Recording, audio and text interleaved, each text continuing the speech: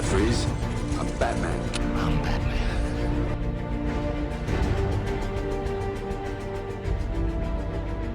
Well, here we are, folks, on another episode of Batman Retrospective. I am Travis Snell from the GeekVerse, and today I'm joined by a special guest. I'm joined by Stephen Bell.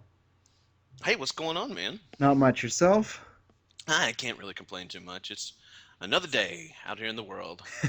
Perfect. Well, for all the people that don't know, I got in touch with Steven a couple of years ago because he does a podcast slash live radio show about wrestling. He has a post Raw recap show, and he does a couple other specials here and there, and that's how we've been talking for a few years. And another reason why I've continued to listen to him is because we have a lot of similar likes as far as horror films, and then the biggest thing is Batman. And when I was talking with some of the Geekverse people doing a Batman retrospective, I really want Stephen on. It was one of the things I remember. At one point I'd always seen a couple times you talking about the animated series, so I was pretty sure you were a fan. So that's why I was pretty happy when I messaged you and say, "Hey, you want to do Phantasm?" And you were pretty happy about that. So I was glad to find that out. Yeah, I'm very happy to talk about Phantasm because I have a lot of love for the animated series. It might be my favorite show ever. Like it's in contention. Just because it's so well done, and Yeah. that extends to this movie. And we spoke about before, and I'm sure we'll speak about it over the course of the thing. But I genuinely do. If you're talking about any rendition of Batman put on the biggest screen, I feel that this is the absolute best representation of Batman, and this might be the best movie about Batman that has ever been produced. And I know that a lot of people will take umbrage with that in the post Nolan verse universe here and everything, but at the same time, it's just it's so tight, man. It's so No, tight. I agree, and it's one of these things I feel like, and that's where I feel like, as many things on the internet and whatnot, I feel like the Nolan franchise, it's great, and it's for me, it's one of my favorite trilogies of all time and whatnot. But I feel like it's one of these things you can love that, but still love another thing. For me, The Dark Knight is personally my favorite Batman movie, and I talked to you a little bit off that. That's just because I have a big affinity for the Joker and Batman, that dynamic. So I really liked seeing that on the big screen, and you do see it here, but I liked that way it was portrayed. But it's one of these things of like, this movie to me before The Dark Knight, this was my favorite, and it's still almost like I have a 1A as The Dark Knight and a 1B with The Mask of Phantasm, because like you said, it is so tight, it's so well done, and there's not a wasted moment in this movie at all. And that's where I could even say The Dark Knight, it's actually my favorite movie of all time, just because I've seen it so much. But it's like there are little things in there that you could take out, where in this, and it is also because it's animation, it's a lower run time, but it is so perfectly well done, not even just as like a Batman movie, but just as a movie overall. And it's funny, have you bumped into many people, because a lot of my friends, if they haven't seen the animated show, they don't even like really know this exists. Like, how, like, as far as your group of people, and whether it be Twitter and friends, is this a big thing in your group, or do people, like, do you feel like you're the only one that knows about this gem? Because that's the way I feel sometimes, that no one knows about this, and I say, like, you got to watch it. When they watch, like, this was incredible, I can't believe I haven't seen it.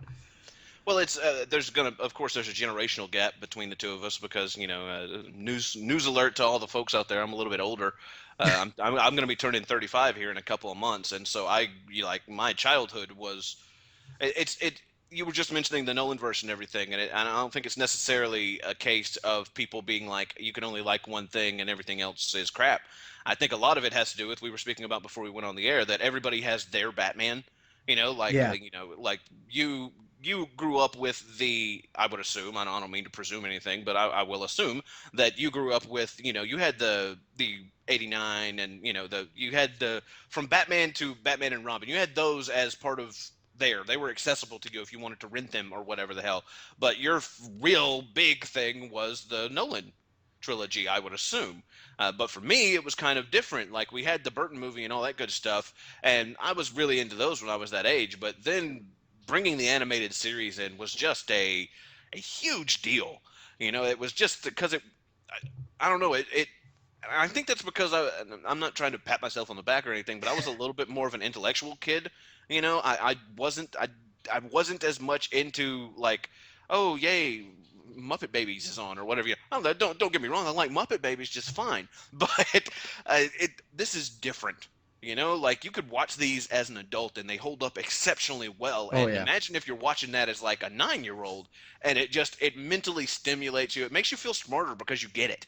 And and it just that was a really big deal for me. So as it pertains to that, my group of friends, they're all older folk, people like me, so they all, they of course watched it for the most part. And I've seen on Twitter where there's a few people who are, younger folk, early to mid 20s and stuff, and the Batman fans that I've spoken to all of course hold the animated series in very high regard. But the thing about Mask of the Phantasm over the years is that very few people, if they do know that it exists, I would say that about half of them don't know that it was theatrical. Yeah, I Uh, know. and that's the ultimate failing of the movie, if you want to call it. It's not the movie's fault, but the movie only did like like $2 million in its opening weekend. It Yeah. ultimately didn't even make its budget back in theaters, and that's because widely accepted. Even Warner Brothers has admitted that it was Warner Brothers' fault. They didn't promote the damn thing. Yeah. Nobody Well, knew. originally, Nobody knew it was coming out.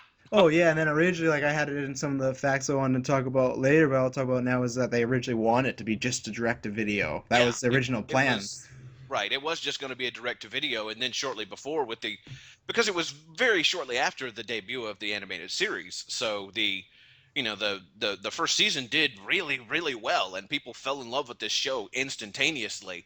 And also, there was a little bit of there was at the time. It's kind of looking back in retrospect now. You lose historical perspective on things and you just watch a movie as like, okay, that's the movie as it stands. But if you were in the time, then you recognize that like there was a lot of hubbub and a lot of people pissed off over how violent Batman Returns was. Yeah. A lot of parents were very angry about the fact that Batman Returns was so incredibly violent for what it was, And and dark. very dark, yes. And I mean, Tim Burton's directed it. What do you expect to get? But uh, Batman Scissorhands walking out there. Yeah. But this was kind of a way for Warner Brothers to be like, okay, we're in between live action flicks at the moment. We can make up a little positive ground and get people back on our side with putting a more quote unquote wholesome, friendlier Batman on the screen. Plus, this animated series is doing so damn well that we're going to have a built in audience. It's on free TV. People are going to want to see this. Plus, it came out over the holidays. Hmm. And it's just, there were so many things going in this thing's favor, and then they just didn't bother to promote it at all. Like, no promotion for this Yeah. movie. And it tanked hard because nobody knew it was there. Yeah. Well, that And, well, that that. that was especially the case. I'm sorry, I didn't mean to Oh interrupt. yeah. No, go ahead. That was especially the case for the overseas market. Whereas nowadays, people almost are making their movie with an eye towards what's going to happen in China, what's going to happen in the UK, and this and that. This movie was never even released overseas Hmm. theatrically. Like I've spoken with a Brit who was like, I remember seeing ads for it, and in comic books and stuff like that, and I was waiting for it to come out, and it never came out, and it never came out until one day I stumbled across it on VHS. And so it just never came out. It tanked here, and they pulled it. They were just like, screw it. We're just not going to do anything with it. Whereas, if they had released it, in the UK or elsewhere, they probably could have recouped more than enough money because hell, it almost made its budget back even in a failed box office run here Hmm. in the States. Yeah, I think between that and just, I think the good word of mouth between people that either like the show or the Batman comics, I think it would have got around to people that, hey, like, even though there's not much, you got to see this because it's so damn good. Like, that's kind of how I've done it with my friends, is a lot of people that I know wouldn't have seen it if it wasn't for me saying, hey, you got to see this.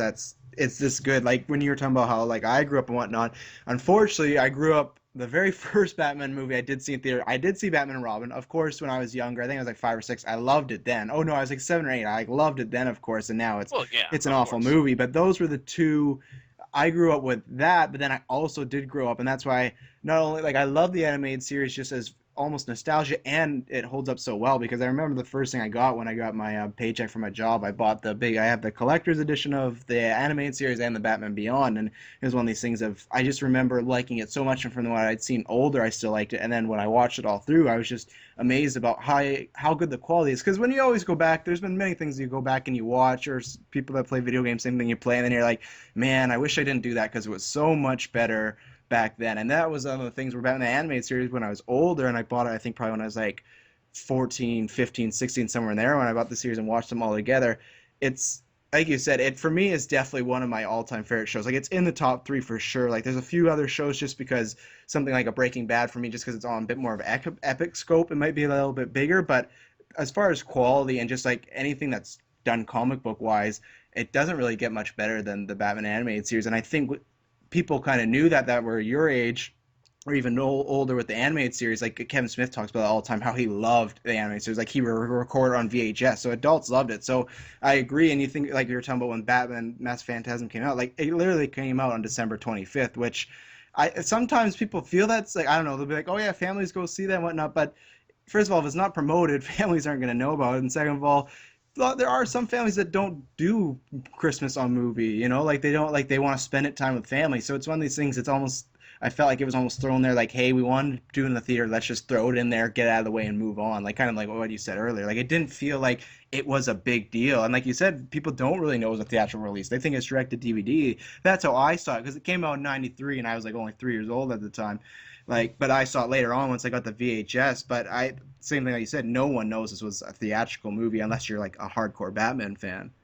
Right, or if I mean, or if you lived through the era, and, Exactly. Yeah. and you happened to stumble across something in a comic book or Wizard magazine or something to that effect, which is how I discovered that it was going to be coming out because I used to be a very avid Wizard magazine fan. But I didn't see it theatrically. I mean, I was just a kid. It's not like Yeah. I could just be like, I'm going to the movies, mom, and and pimp away. I can't really do that. But it was, it's very strange the way that things broke down for the poor movie. It deserved better, and I mean, it's one of those things that you're going to scratch your head over forever. Like, why did Warner Brothers pour extra money into the movie to get it theatrical Hmm. when they originally planned for it to be direct to video, as you Yeah. said? Why'd they even pour the extra money into it if they didn't They plan do on doing nothing. anything with it? Yeah. I mean, why hype it all up and why get it all fancy and this and that and spend all this cash and put all this work on these filmmakers because they basically had 8 months to do this movie. Yeah. That's ridiculous, is what that is. This Hmm. movie was done in 8 months. That is crazy Yeah. for any animated feature. That is nuts. And it was widely considered. I mean, this probably would have won the Annie Award for Best Animated Film of the Year, were it not for the fact that it came out the same year as The Lion King. Yeah. Yeah. So, this was a very wide. People who saw it adored it. Hmm. Um, and I think that's, like you said, when you tell people that it exists who didn't necessarily know that it did or who kind of are dismissive of it or whatever, they go back and watch it and they're like, Jesus, this is good. And that's kind of everybody was that way though. That's the way that it was at the time. And I guess that's what I'm trying to say is that like even if you go online, if you go to YouTube right now and find the Siskel and Ebert review of this, they missed it in theater. They Yeah. That's completely what I was overlooked just gonna it. bring up. I have it in Yeah, my facts. Yeah. That they they actually watched it after the fact and they were like, "Geez, this was better than Returns." yeah, we should have saw, and that's what they said. They should have saw it in the theater. Like they were like disappointed within themselves that, oh, why didn't we see this? Like we should have went to see this and got Oh the God, actual I would have. experience. I would love to have seen this in Me theater. too. Can you imagine how big it was and just how that would be amazing? And if I could find a screening or something, then I would go see it in a heartbeat. There's a few movies where it was from back around that time when I was just too young to really go check it out. I was only like 12, 13 years old or whatever the hell. Not when this one came out, but I was like Yeah. 12 when this one came out. But anyways, stuff like The Crow, my favorite movie. I didn't get to see it theatrically, and I'd love to see things like that. And I'm glad that that's become something of a groundswell here over the last few years. It's becoming more of a thing where people screen old movies that aren't Rocky Horror. Like there's a place here in the city where I live where they'll screen like The Goonies and stuff like that. And I've caught a couple, but I would love to see Mask of the Phantasm Oh, on. and I think it's like you said, it's definitely a possibility. Like I could see, like, let's Well, see, when was that far?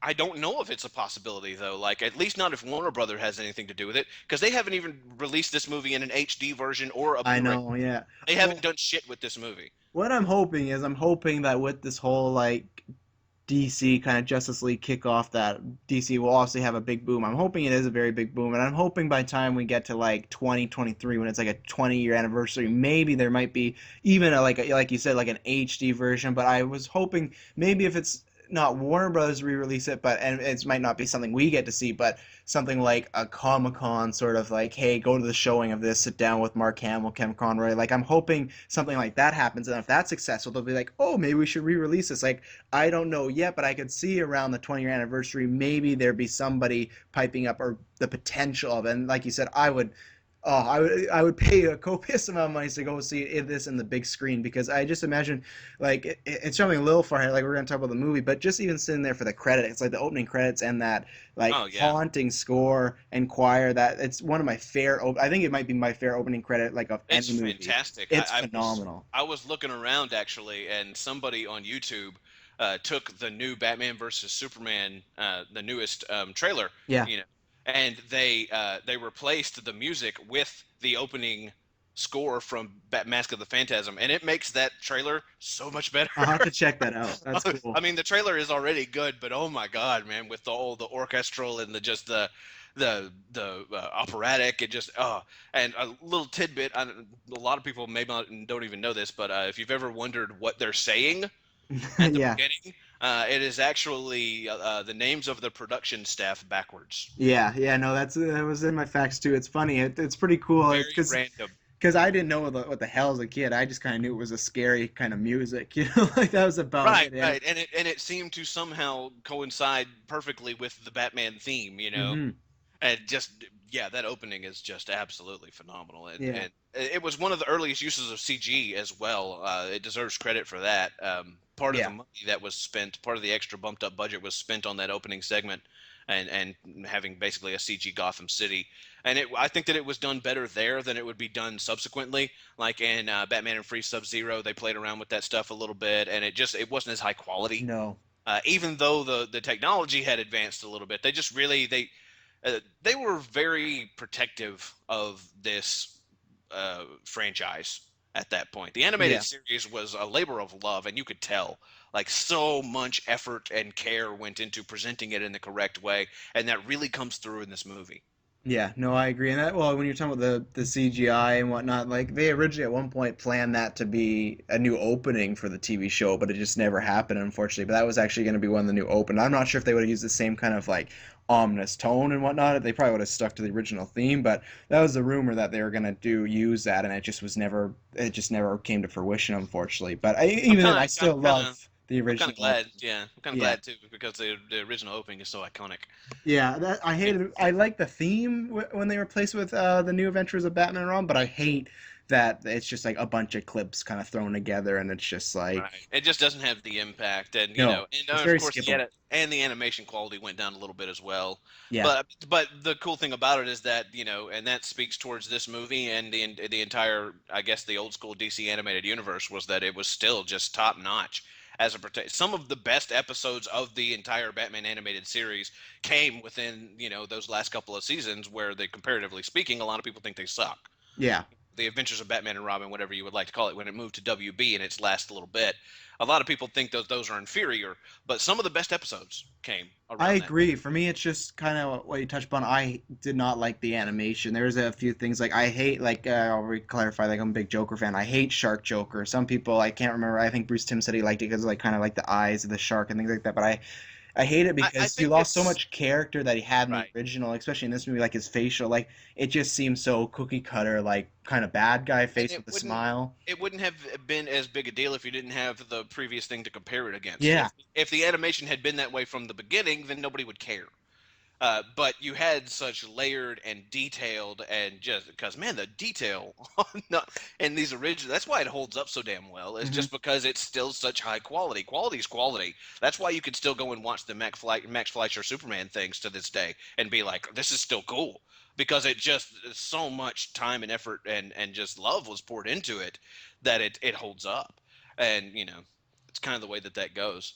Well, and this was just a little bit off topic. I just wanted to ask you because you're so affiliated with the franchise and you know it so well. The only thing I didn't like that much about the new animated Adventures of Batman Ron, whatever, when they did move to WB and you had Nightwing. How did you feel about Bruce and Batgirl kind of having that like semi like relationship or whatnot? Like, and it's clarified later on in some comics and whatnot. I'm not sure if you've read them, but did that something that bother you? Even as a kid, for me, when I was watching, it was kind of this weird thing of like this feels kind of off. Not only that, at that time, it did the age thing did bug me, but it was more just like they put it like almost hit it in your head so much that like, oh yeah, Dick and Barbara were a thing in that show, but in this one, just kind of without explaining, her and Batgirl were, or him and Batgirl were kind of a thing. Was that something that bugged you, or because you kind of were watching it as it It was didn't. happening, or? It didn't really bug me so much as, I mean, it was odd, certainly, but I think that it really, I mean, if you they did a whole episode where young Robin, the new Robin, Tim Drake, is talking to Nightwing Yeah, about like, hey, whatever happened between you and Batman? Why'd you leave? And there's the whole story there. But the thing that kind of gets left out of that is that, of course, also the whole Barbara thing played into it to a large degree. Like, I think that they split, But then when Bruce and Barbara started their thing, I think that that really drove the wedge I between think so the too. relationship. So I think that as a tool to display that, I think that was very good. And I think it also just, I mean, I'm digging way psychological and deep here, of course, but I think it also was a really good example, and it told the tale very well of the fact that he can't have a normal relationship.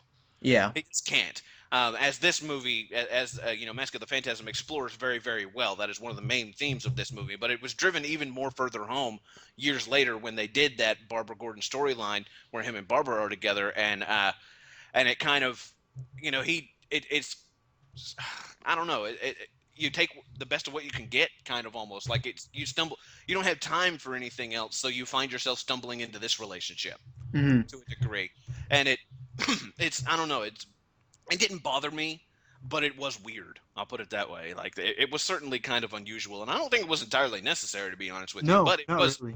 But it was, but I do like the dynamic that it added because it it was one of those. If you watch that episode I was speaking about, where you know Nightwing and Tim are talking about how eventually he came to a breaking point and threw down the mask of Robin, literally in front of Batman, and quit. You know, on top of a rooftop, he just quit being Robin because he was tired of Bruce's bullshit, essentially. Um, you couple that though with that's something that a kid can understand, okay? But meanwhile, you've got the stuff that I think they knew at that point that a good portion of their audience were older people. They had to target it at the kids, of course, because it's on Kids WB. It was on Saturday mornings and stuff like that.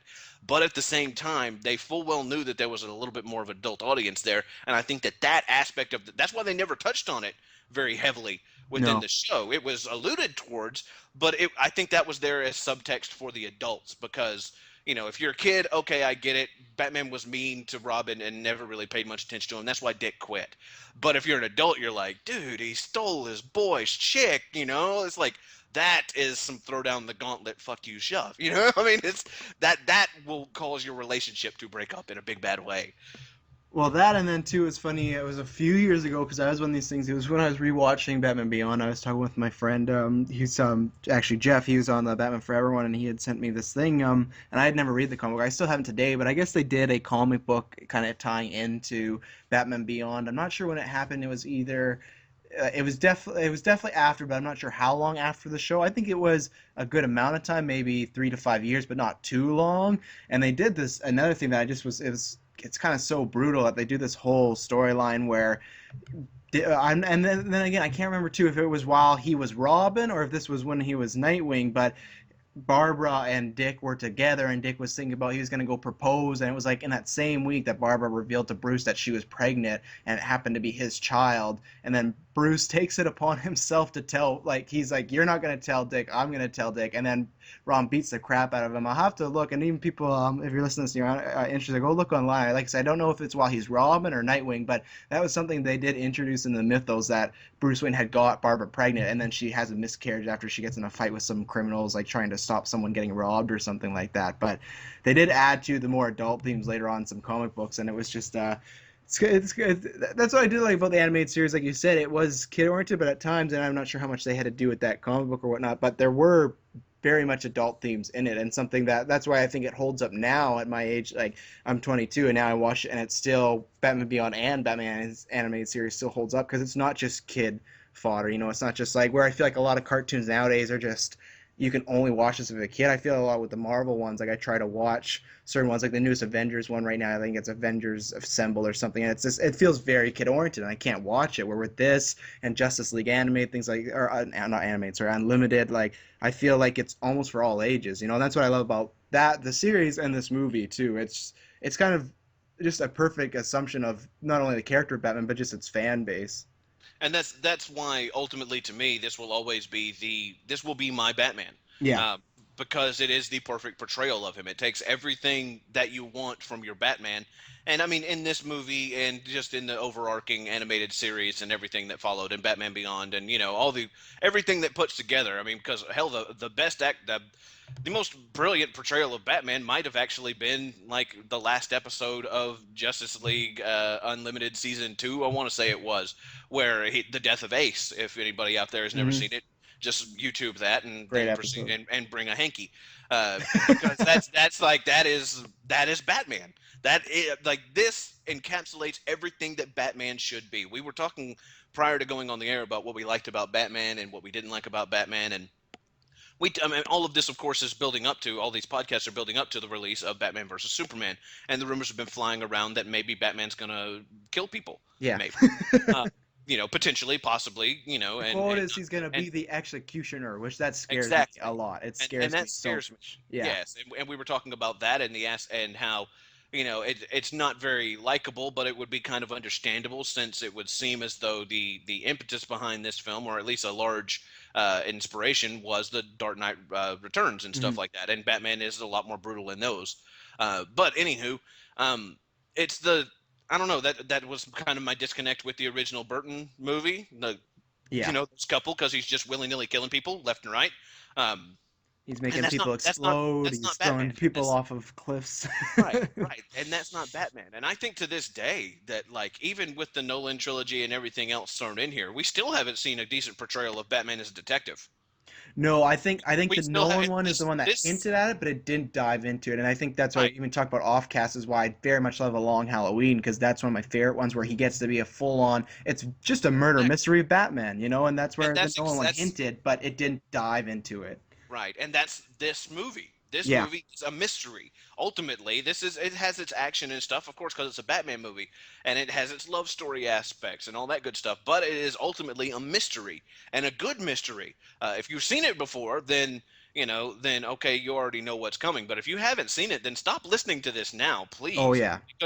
because I mean, of course, it's going to be full of spoilers, and we know that already. But if you're just listening to this to figure out whether or not you should see Batman Mask of the Phantasm, See stop it. listening. Just go see it. Just take our word for it. Go watch it. Stop listening to this right now because a lot of really cool plot points are about to be just viciously spoiled for you. Yeah. And when you see them for the first time and don't know what's coming, they can hook you. This is one of those few movies. It's very much like in like The Sixth Sense or something, where it requires a second watch because the first time you're watching it and you're like, okay, you're following along with Batman, trying to figure out what the mystery is and how does this work out and how does this work out, and then upon the big reveal, you're like, oh snap, and then you have to watch it again so Hmm. that you can be like, with the knowledge in your head of, oh shit, okay, so that was, and it's very well done Yeah. Well, then across that. the board. But like I said, that the reason I love this so much is because it encapsulates everything that I love about Batman. He's got his code in place. He's the tortured soul, but he's not a complete and utter asshole. He's kind of a dick, but he's not an utter asshole. Yeah. And just and I don't know. This is a perfect Batman movie. It's absolutely perfect because you walk out of this. I think one of the first things that we said when we got here and started recording was that you walk out of this feeling bad for Batman. Hmm. Like, and usually, you can from time to time if you watch the Nolan movies and stuff, you're kind of like, oh, Batman got a bad rap. But this one, you walk out of it feeling like shit, this poor guy, and you understand the motivation even that much more. He's Batman not just because of swearing vengeance and the vow he made to his parents. He's Batman because that's all he's got. Yeah, and even like and that's the same thing where like I can be objective about that where like Dark Knight's my favorite, but even at the end you do feel bad for Batman, but it's still kind of like well mission accomplished, right? Like in a way Right. things are going to be in okay, and especially Dark Knight Rises it like it awards him because you look at the beginning of the movie, they're like, oh, the crime rate's the lowest it's ever been. Like Batman was successful, like he did what he was sought out to do. So that's where in Dark Knight now it's like you feel bad for him a bit because he takes the criminal blame, but at the same time you don't feel bad for him that long because it's like yeah, but it panned out, like he got to stop being Batman. Well, yeah, He and he he well, won and in a he way. he also took it on himself. It was his choice. Yeah. Whereas in this movie, it's the only time it's ever been portrayed really that Batman makes the decision that before he's even Batman, Bruce just decides, I don't have to do this. Hmm. I can have a happy life. Who the hell knew? I can have a happy life. I don't have to. I've been training all these years.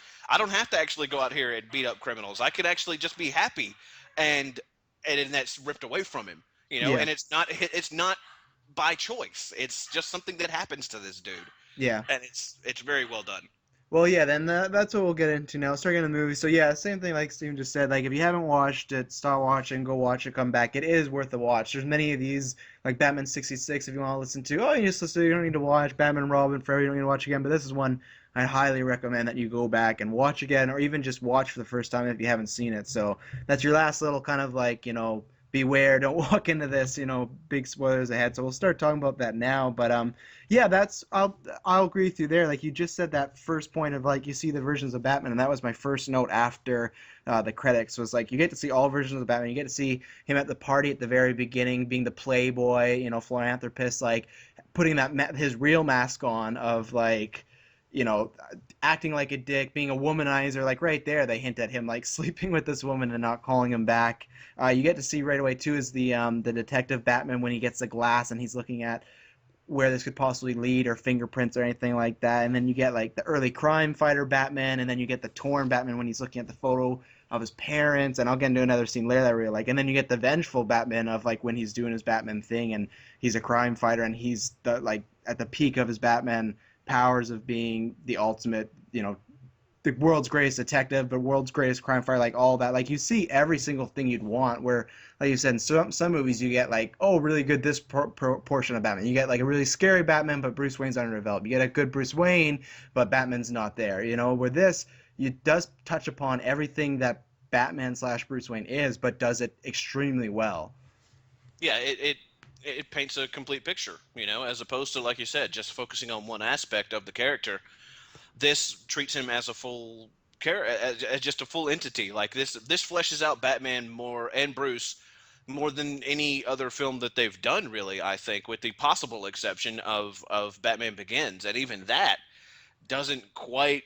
It's not quite on the same level for me, Yeah, because it's I say you don't get as a good, well-defined Batman as you do in The yes, Dark of Knight. I course, feel like Christian Bale has seeped into the role there, where at the beginning of and that Batman, was of course that was intentional. exactly, yeah, yeah. Where this movie, you get like we've talked about before, and as people that have seen it, you get the benefit of this is very much Batman at being full on Batman, but it's very much an origin story at the same time. But it's done so well, And it it doesn't does it come so off. well. Yeah, it Yeah, doesn't come it off as doesn't. like, oh, we're gonna sit through the parents getting shot, we're gonna sit through the training, and that's not a shot at Batman Begins, not at all. Like it was supposed to do that. I'm glad it did that. But with this, you got to play with okay, you get Batman like at peak Batman, but then you also get to go back. And I love the part when he's fighting and he's like, "Oh, I got to be more intimidating," because he has that fight scene with the people trying to stop. I can't remember. They're trying to rob. It's some Yeah, sort of just factory or something. yeah, they're just But stealing big boxes. yeah, yeah, exactly of something. But he has the mask and he just has kind of like the little ninja throwing stars. Like it's very early Batman, and I love that you get the best of both worlds in this movie between like an origin story, but then like perfect like what Batman is at his peak. Yeah, and it's worth mentioning that for those who might be balking at me being like, "Oh, this is better than Batman Begins," blah blah. You have to also factor in this is the first portrayal of that ever. Yeah, Everybody talked about Batman Begins and how that's the first time we've ever seen him go out and train and stuff like that. And that's true. That was the first portrayal of him going out and the training that he went through and all that good stuff. And that's part of why I love that movie so much.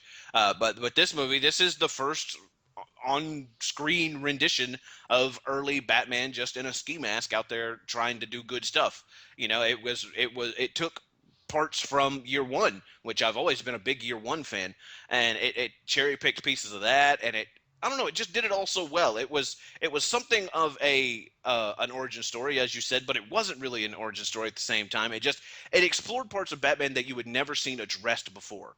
Because even if you're going by like the movies, the live action movies that had been out already, in Tim Burton's '89 Batman, like he's just Batman. oh They yeah. like They you talk have about it been the beginning or been the right, middle of just like, oh yeah, his parents said, but you don't know, and they hint at him going to Japan, whatnot. But that's about and that's it's really throwaway lines almost. yeah, and that was really part of my issue with that movie as well. Looking back at the time, I loved it, but looking back with adult eyes, part of my issue is that like Jesus, this guy does all the. How long was he training?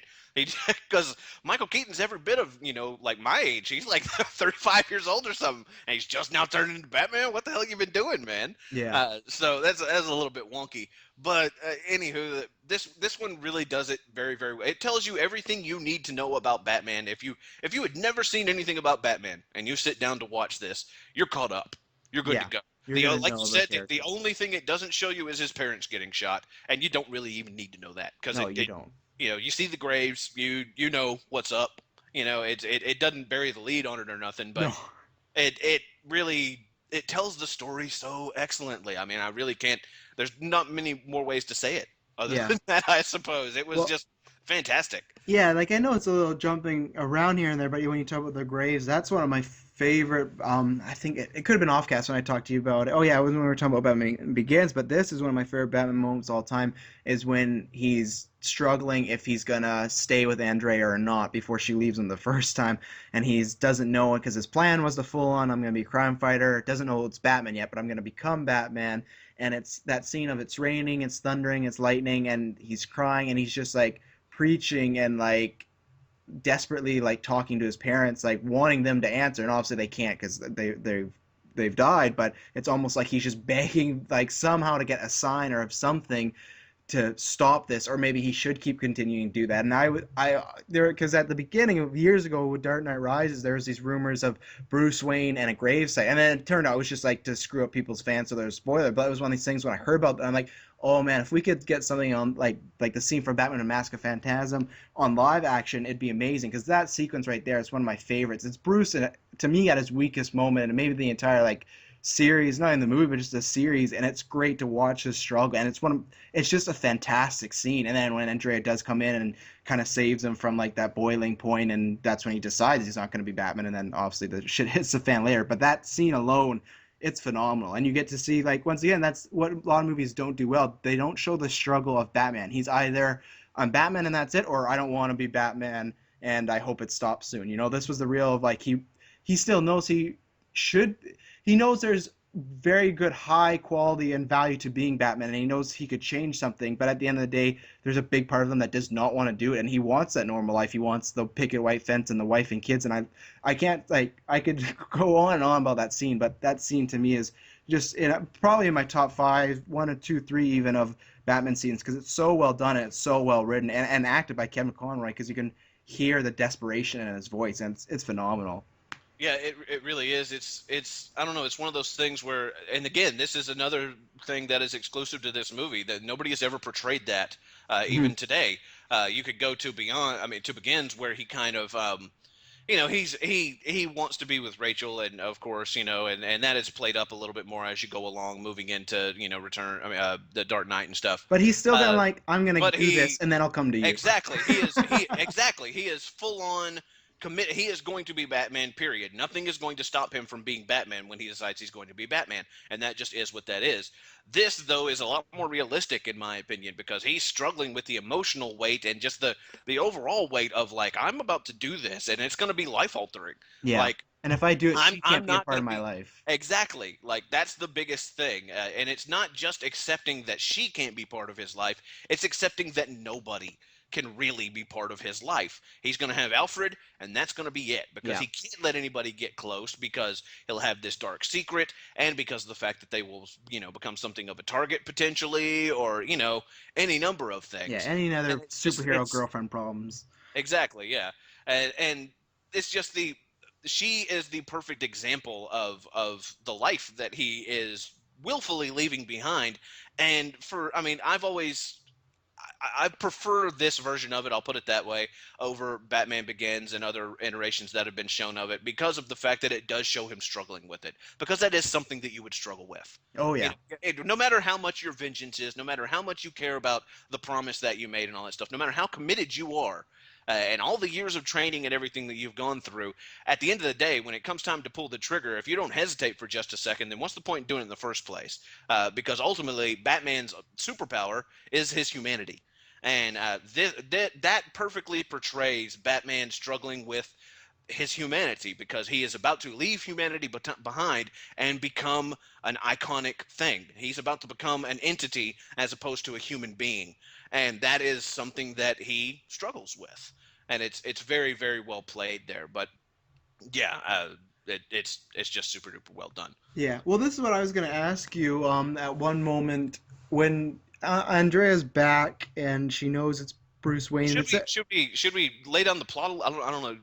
yeah, we can do that before we jump ahead. Yeah, I'll come back to that question because it's a question that I always ask myself when we watch it. So we start off with Batman's going after like Salvatore. Well, pretty much it's Maroni. They don't call like, in my opinion, it's kind of like a nod to like Salvatore Maroni because they call him Sal and whatnot and things like that. Like it's very much like I feel like they took lots of like it's like you've said a lot of before the series, it's a love note. I feel like that's very much a love note to certain characters in Batman, especially in Long Halloween and whatnot. But Right. it starts with just your average. There's a bad guys that are doing deals, and Batman's gonna do it, like catch them, and then Yeah, it was like it was money laundering or yeah, it's always counterfeiting or so yeah, something bad guyish.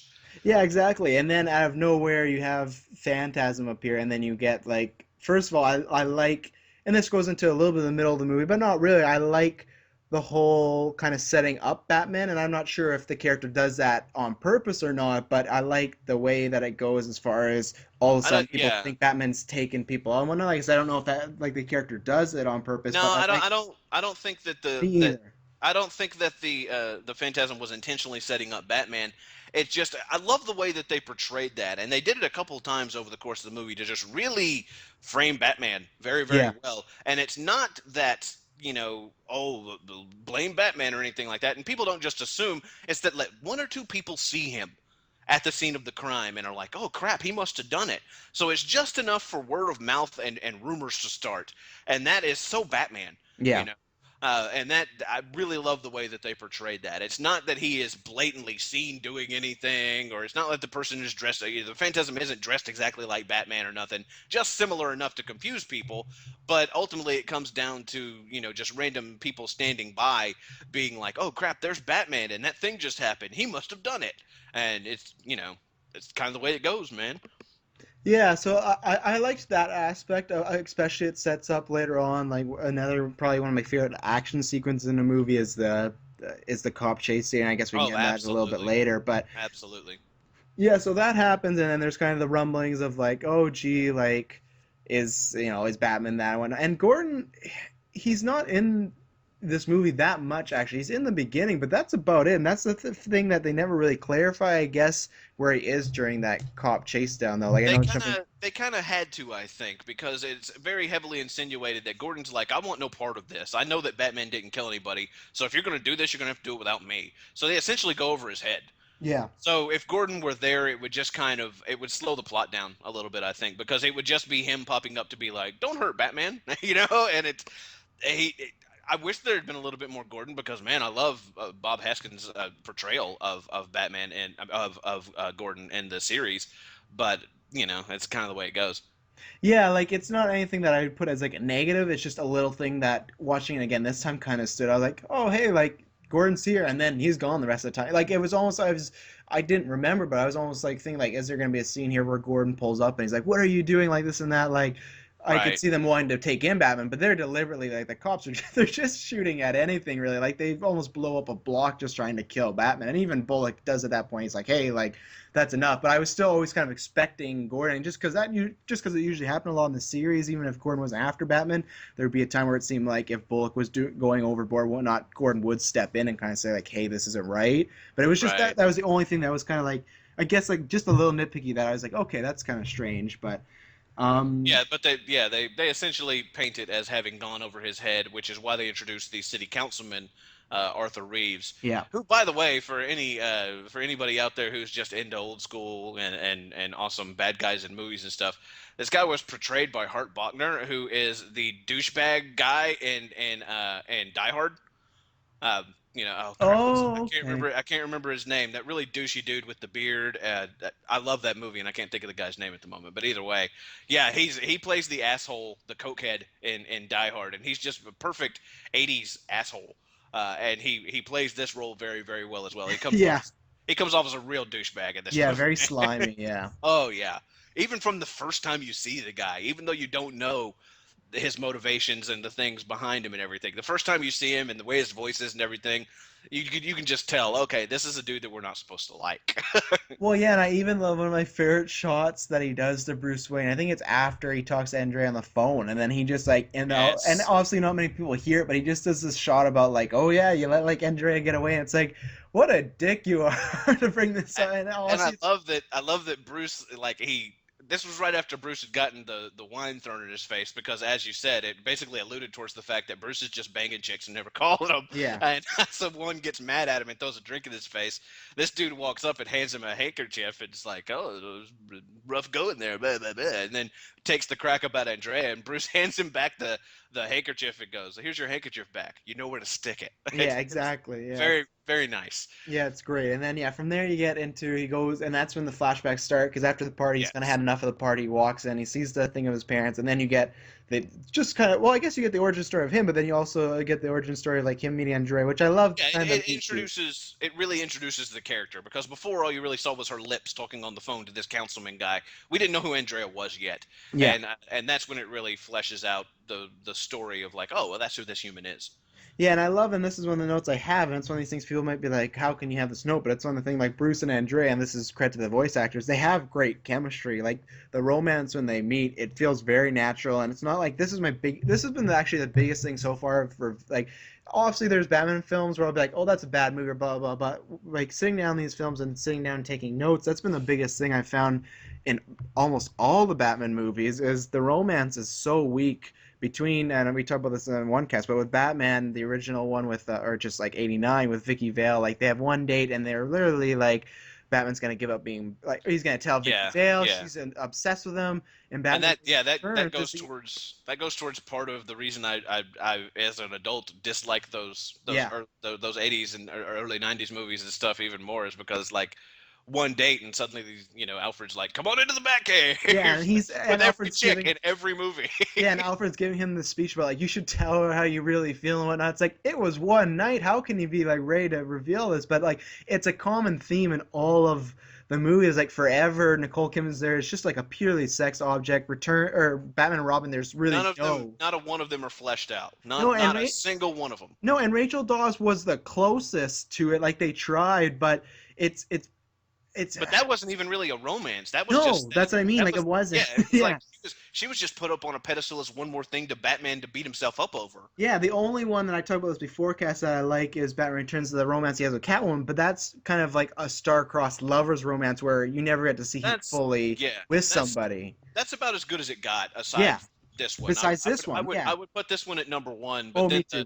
the interaction with Catwoman in Returns was also really strong. They had good chemistry and Yeah, all that good stuff. But but that, apart from that, yeah, all the chicks in every other movie have just been cookie cutter, and it's really yeah. unfortunate. With the exception of again maybe Rachel, but Rachel was presented in a very different way. Exactly. Yeah, and that's what I put on my notes here that I feel like those movies, it's very much like some producer or a studio being like, "Oh, you got to have a romance in there. Like you got to have some girl that he likes or he's dating or whatnot." Where this, and even like I'd say Returns, it's a different type of romance, but that feels crucial to the plot. This feels very crucial to the plot, obviously. But even if like there wasn't the big twist at the end, you still it feels very natural and it feels just like a real romance. It feels like it's obviously kind of like a sweetheart Right. of Bruce Wayne's. Like it doesn't feel like many superhero movies when they throw in romance. That's usually the most skippable part of the movie, to be honest. And it's not because like oh because of like what you're not in romance. It's like no because it's just so poorly written and done in most superhero and movies. and the character as well plays has a lot to do with that because of the fact that this character is fleshed out. She's not just a damsel in distress. Yeah. She's funny. She's brassy. Hmm. She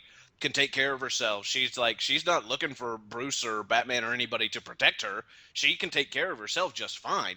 She is just a you could see why Bruce cares so much about her. I mean, I Hmm. know it's just a cartoon and blah blah blah, whatever the hell. But come on, we're getting invested in movies here. Yeah. Like you can tell why he digs this chick. Hmm. Like, but you could see it. You could be like, wow, this chick's pretty cool.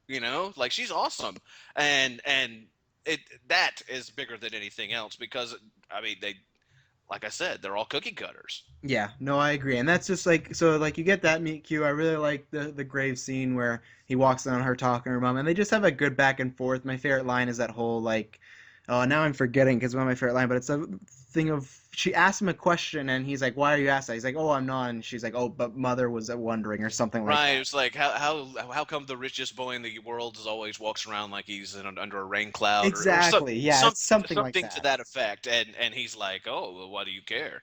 And no, I think that there was that, and there was also the she asked him if he was with anybody to a degree, kind of sort of. Yeah, right, right. Yeah, And like because he tried to turn it around on her, like, well, why do you care? yeah, And exactly. she's like, I don't give a shit, son. Yeah, She just turned it right back on him. and that is just like it's just a test of like the really good writing in the show of like lots of times and not even just superhero movies but any movies like when two people meet I feel like that's the most crucial point and like even in a rom-com of like these people are gonna meet, and if it doesn't click or it's not well written or anything like that, it's kind of gonna not ruin the whole movie or whatnot, but it sets the tone for what the relationship could And be, and this sets it in a fantastic way. And yes, right away, you're invested in not only her, but the potential of Bruce and her together. exactly, and it established the character as well. It's really it's amazing what good writing can do. You know what Hmm. I mean? Because what is that scene? Maybe that scene is what 2.5 minutes long, three Yeah, I'd minutes. say about that. I Yeah, mean, this movie's only 76 minutes long. yeah, This is a short movie. and it But accomplishes so and much. exactly that specific scene was maybe 2 to 3 minutes long, and already walking out of just that introductory scene with him meeting Andrea, you already give more of a shit about her than you do any other chick in any of the other theatrical Batmans that you've ever seen, with the possible exception at that point of Catwoman and Batman. Exactly, because you feel very bad for Michelle Pfeiffer's character at times, but this Right, and one, even like, and even that character's a little bit paper thin. yeah, You know, I mean, she's a oh, I'm so meek and mild and blah blah blah. Then she like gets thrown out of a window and suddenly she's a raging badass that yeah, wants to wear leather, and it's like, huh? yeah. It's very bizarre. I mean, I'm not hating. I like that movie, and I do like I love the dynamic between those two characters. But the It's just how character, they get there, like we yeah, the talked about. character of It's Selena is very paper thin, really, in that movie. She just instantaneously goes from that trodden upon, mousy chick to all of a sudden I'm going to kick everybody's ass and be super sexual for no readily apparent reason. Like but that's yeah, exactly what they do. And yeah, but with Andrea, it's just like this person right mhm, off the bat. yeah. And then from there, so you got the meet cute, she drives away, and then you got the very first flashback of, we kind of touched upon it a bit earlier, but it is like the early days of the crime fighter. So just like ski mask, black gear, ninja throwing stars, and it's like it's a great, like, the animated series always had like fun and good action scenes. So it's that, but it's just good seeing Batman in his early stage. Before the mask, before the cowl, before the cape, everything like that. It's adding to the origin story and the mythos of the show, but it's great scene, and which they did do in Batman Begins. I love that scene as well when he has the ski mask, but in this was, they did it first, right? And they do it very well. Yeah, they really do. They really do. It's right on up there, man. It was rock solid, and I love the way that it was presented. And like he made a couple of mistakes, but he ultimately got the job done. And there was the nice little touch of like the cop, and the cop who sees them and starts chasing them is Bullock back before he was a Yeah. detective. And like there's that little thing that they throw in there just for fans, really, because if you'd never seen the animated series, you wouldn't know the hell Bullock is, really. But you see him there, and you're like, oh crap, it's back when he was Officer Bullock. And just really cool little touches like that. It was very well portrayed, Yeah. and Uh, very cool from the aspect of up until that point, like you said, up until Batman Begins, when they put it on film, like that was the only portrayal of that. yeah. Like we had never seen what Batman was like before he was Batman. That had never been fleshed out before, with the exception of in written form, in year one. Yeah, and then so that happens, and then I think around that time, that's when the flashback ends, and then they don't they start getting into. I know Batman's starting to investigate more about Phantasm, who they never. That's in my fun facts too. I'm kind of throwing out. They never say Phantasm once in the actual movie, which is kind of funny. Like you'd think. I didn't know that. I looked at some trivia before, and they're like, oh yeah, I guess they never just call it the Phantasm or anything. It's just kind of because they think Batman's the criminal. So, and then that is around the same time that Batman or Phantasm does kill Buzz Bronxy, right? And that's, for me, that's the only, like, it was my only like kind of little thing I put in bad notes, is I hate the line when the Phantasm, what do they say, like, oh, you always were a loser, Bronsky. And I kind of get it, because once the reveal happens, you kind of understand that why that person Well, might it say the line, was but it took me out of it for a second, of like I didn't need to say that Phantasm, kind of say like kind of a bully line or something. Like I would have liked to. well, it was because Bronsky had just said that when he was at the grave of what's it, Chucky Soul. Yeah, Like true, that was true. the whole plot. Was Buzz had gone to the cemetery to visit Chucky Soul's grave and throw a wreath on it, and he said, "You always were a loser, Chucky." And then the Phantasm shows up and he's running away, and so the Phantasm turns that around on Buzz right before killing them, just kind of like, "Oh, you always were a loser." Yeah. So I mean, it made sense. I could have done without it, but Yeah, you know, that was but my thing. It wasn't like, oh, this is a big name. It was just one of these things that I read in the moment was kind of like, like that was a little like, like I understood it, but it was one of the things saying that I could have done without it. But like, it was good. if So it that, if it had just been if he hadn't said it at the grave prior, if it wasn't a turnaround thing, then it would have been really weird. yeah, it would have been awful. Yeah. But then I would have had an issue with it if it was just all of a sudden the Phantasm was being like, ha ha ha. You loser. Yeah, exactly. And then at that point, that's when Batman he's visiting his parents' grave, and that's when him and Andrea bump into each other for the like once she's back in town. Correct? Yes, he since he's in the cemetery, he goes to. Well, it's after the fact, of course. He's going to investigate, and of course, you have the two thugs who are there with the boss, Buzz Bronski, who they see the Phantasm leaving, and they assume that it's Batman because, of course, rumors are now flying that Batman is offing people. So they immediately assume that it's Batman. So there's two more people to start spreading the word that Batman is offing people, just very subtly placed, just like those two people in the original killing at the beginning of the movie, and. And yeah, Bruce is there investigating and stuff, and he finds more of this mysterious chemical shit that he had found on the broken piece of glass originally. And then he decides to visit his parents' grave since he's kind of in the neighborhood. And that, more than anything else, is an issue that a lot of people have taken issue with. And I don't have a problem with it, but I've heard a lot of things where people are like, "That is Batman would never do that," and I'm like, "Well, why the hell wouldn't he? It's the middle of the night." It's not like people are cruising out at the cemetery. A lot of people are of the opinion that Batman would never go to the Wayne grave as Batman because it would be too easy for somebody to connect the dots. Um, Yeah. See, but I could I see don't him doing I don't that, but buy that though. I could see him doing that. I guess for me that was just the whole of like I There did. was nobody around. I mean, it's not like he would just go out in broad daylight and be like, "Well, here I go, going to visit my parents." I mean, it's kind of But then ridiculous. at the same time, it's kind of not I don't want to say a lazy way, but just kind of a way of like I felt like they tried to think of like how could Andrea find out, and they're like, oh well, like I feel like they didn't write it as far as like oh Batman's gonna visit his parents. I felt it was very much written as like he's gonna go visit his parents so Andrea can find him and see him. Well, that was that, but Andrea would have put two and two together anyways. As you find out later on, as more of the flashbacks come forward, I mean, she would have had to been a fucking idiot to not know that Bruce was Batman when she Yeah, went and I through that. almost wish Like that, but she would have had to been a full on just a dumbass. I But wish that they this just stuff went with was that, but they I do that kind part of where do. he flies away and then she's like, oh, like she's like Bruce and like big question mark. So I wish they kind of just had her always known or had an idea of knowing, and then when they have the interaction later, just kind of she can reveal she knows. But I wouldn't say that like the Grave and Batman is a big problem in the movie, but I could see why people could have an issue with it. And for me, Right. it does stick out a little of like, oh, I wish they could have found a better way for her to get to the point where we know that she knows that Bruce is It Batman. seemed I liked the way it was done though because I mean because they surprised each other.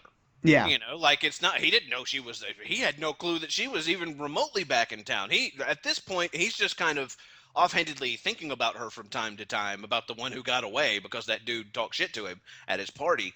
But it's he has no inclination whatsoever that she is in town or ever will be in town again. For all he knows, she fell off the face of the planet, and then she's suddenly there, and that was cool too because you could see it caught him off guard. He was surprised, and he didn't immediately just like throw a smoke pellet and disappear. He was Yeah. like, oh shit, Andrea, and then that gave her time to see him and so forth and so on. So I guess I could kind of see where I mean you would say. It's somewhat shoehorned in the whole like how Andrea could find out, but at the same time, I think it also makes perfect storyline sense. Honestly, because I mean, what he's not going to visit his parents' grave just because he's in the costume. I mean, like if he's in the graveyard, well, he's just going to be like, "I'll catch you later, guys," and pimp away. Like, I mean, come on. His entire reality is predicated upon vengeance for his parents. If his parents' graves are like literally 30 feet in that direction, he's gonna go. Yeah. And then at that point, is there more flashbacks, or is that when we get into the introduction of like the secondary villain? I can't remember which, because I know like the flashbacks. I can't remember exactly the order of. 'Em. I Well, know like we the could part. just go ahead and polish off the flashback stuff and then Okay, get yeah, into the that's a good idea. yeah, because it is broken up weird, and I can't remember exactly how it is, honestly. Yeah, no. So after, so they had the meet cute, and then the next time, oh yeah, they had the meet cute, and then they do the whole flashback to Bruce being a crime fighter, and then they do the other like secondary meet where she says that he didn't phone her and whatnot and things like that, which I'm not Yeah, sure. it's like 3 days later, And he's What, like, "It's been 3 days and you didn't call me." And he's like, "What do you just expect every dude who meets you to call you?" yeah, yeah, and then at that point too was like that's just not even like a critique. It's just something I might have missed. Is it were we to assume that she's just thinking because he's rich Bruce billionaire that he would get the number, or are we to assume that they Well, had another meeting in between, or did she she slip him the number and I missed it or something? no, she mentioned when they're in their first meeting when she's talking to her mother's grave that she's seen him around campus. So Right, one can right. assume that they both go to Gotham University or something Totally to that forgot about effect. that. You Yeah, can I would kind of assume at any rate I think that it's that coupled with like you said before he's the boy billionaire. you should find anything. It would not be hard for him to find her phone number. I would assume, but Yeah, but yeah, I liked that. Just every it's time another that good scene. it's another great scene, and Yeah, it furthers her character even that much further. It's like that's how I mentioned brassy before. That's a real old school terminology. It's like I'm Frank Sinatra said, "That dame's brassy," but she is. She's just yeah, like, it's like this motherfucker hadn't called me. I'm just gonna go to Wayne Manor, and then not only that, he's practicing karate and jujitsu and whatnot. She makes fun of him, and then she puts his yeah. ass on the Kazoon ground. tight. Yeah, And yeah, then she puts him on the ground, and it's just that was very cool too for reasons that I guess we'll talk about a little bit later. But it's I don't know, it's just it seemed organic, I suppose. yeah. No, it works really well. It's another, like you said, it's another great scene of like furthering the romance, but also furthering both their characters at the same time. And then as far as like the romantic front later, you get the scene of them going on probably like one of their first couple dates, if not their first date, and they go to what The is World's Fair, yeah, exactly, yeah. And basically essentially the World's Fair. yeah, and like you said earlier, like people might get this earlier.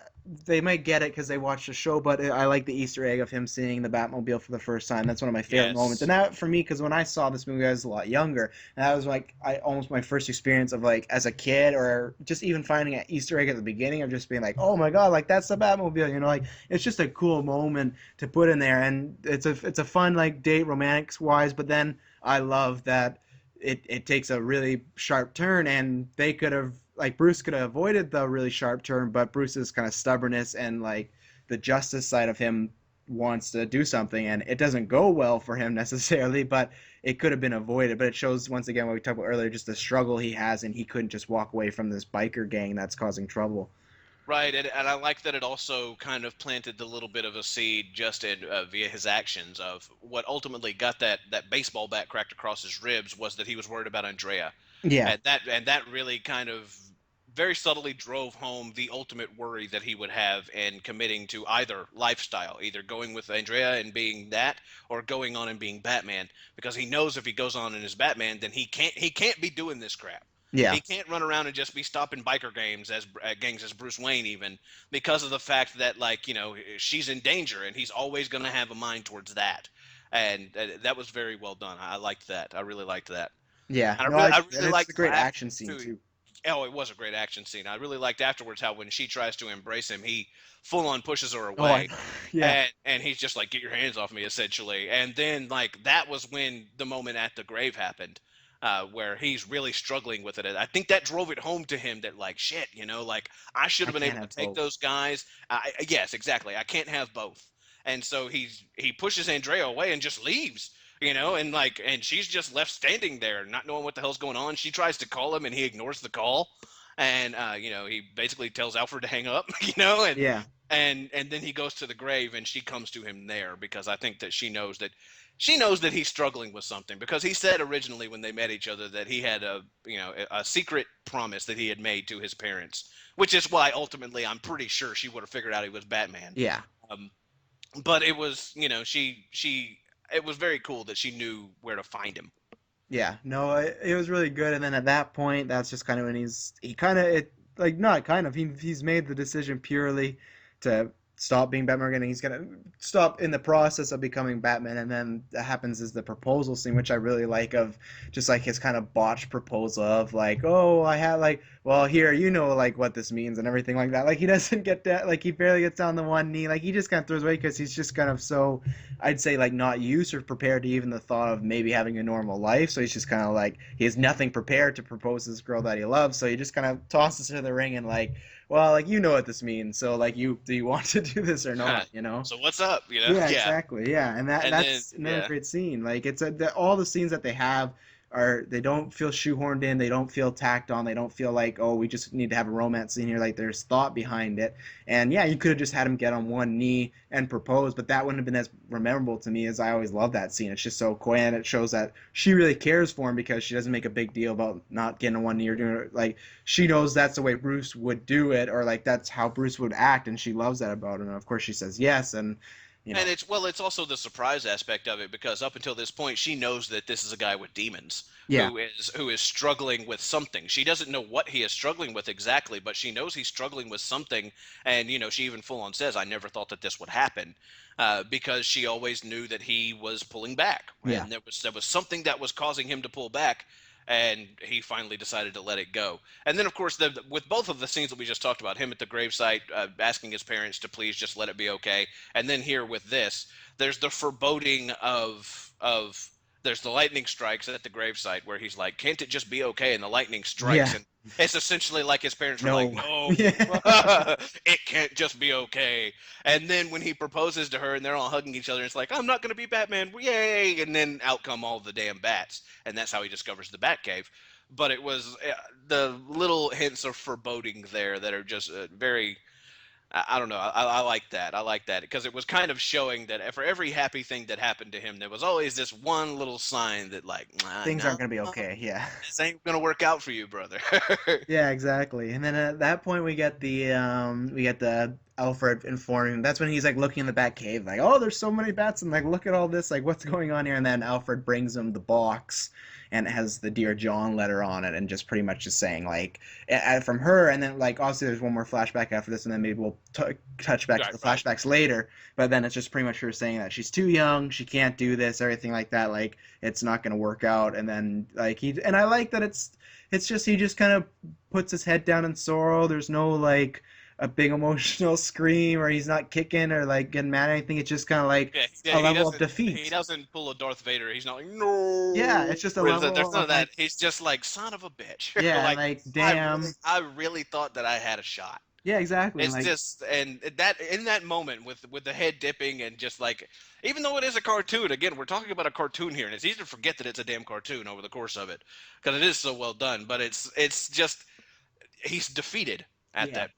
I think he finally accepts his ultimate fate, yeah, and which then we of course turn right around into him accepting that fate. yeah, and which I think when you talk about a cartoon, I think like you said, that's why like we rave about so much is because it's so well done. I most time forget it as a cartoon, other than like the actual like it's not the quality of most cartoons. And you look at lots of the DC anime movies that come out today and Marvel, they're still good, but they don't have the level of this. Where to me, this almost transcends cartoon of being something Oh yeah, entirely different, you know. And that's where even it sucks you in, yeah, and even like we were about to talk about here, the scene of Batman becoming Batman, I think which that's is that it might be the most iconic scene of the entire movie.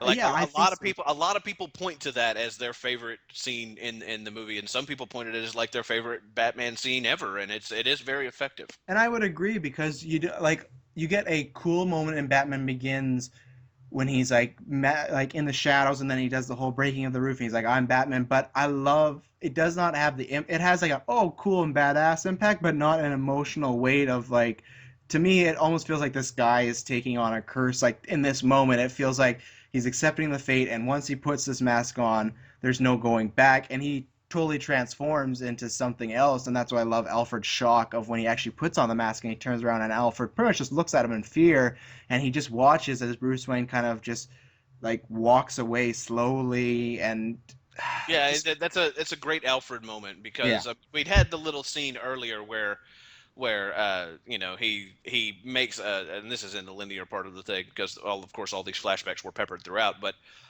Alfred kind of makes a crack towards like he knows that Andrea's back in town, and so he's like, so you're gonna go see her, and Bruce gets pissed at him, and he's like, no, you think you know me so well, and he has the throwaway kind of funny line of, well, I should, I'm the one who diapered your bottom, Yeah. And that really plays well into him putting on the mask for the first time to me as well. I think that that was put there for a reason, because it's not just that Bruce is scary when he puts on the mask. It's that I think that Alfred is really just kind of like, shit, this is it. You Yeah, know, and I think it's this the is it for him. realization finally. This exactly.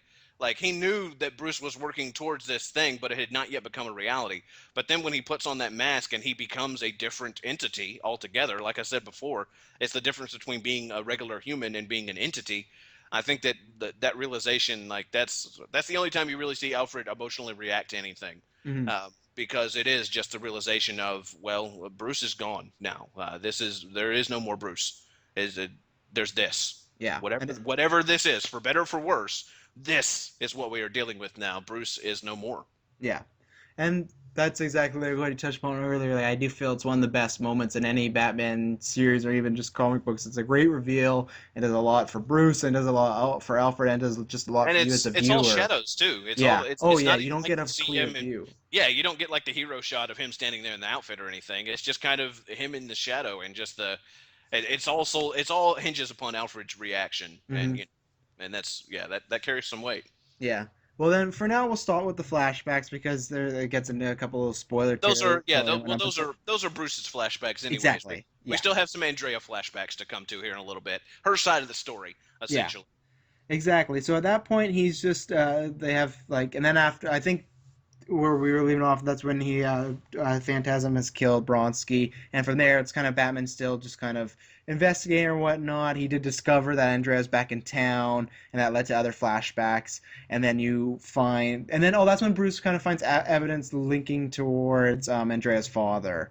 Yeah. Yeah, and then from there you get into more about Sal and his situation going on and whatnot. And he's very frightened and whatnot, and then Right. Sal Valestra. All these the overarching link here is that it's hard to explain via these, just touching on the little things here, is that all these gangster guys worked together yeah, in some nefarious plot. They were, they had these dummy corporations that they were filtering money through, and Andrea's father helped facilitate that. So, exactly. and And all of a sudden, all those members are getting taken out one by yes, one. exactly, and they're all getting taken out one by one. So you get to the point to where Sal notices, Yeah, he's like, before it was just like, oh, it sucks my that Chucky friend killed died, or everybody. like the Yeah, old guy. yeah, Yeah, oh well. But now he kind of puts two and two together, and he's like, it's all of us who were teamed up in this entity that like we're all getting knocked off, and just and he's only one of the very few left.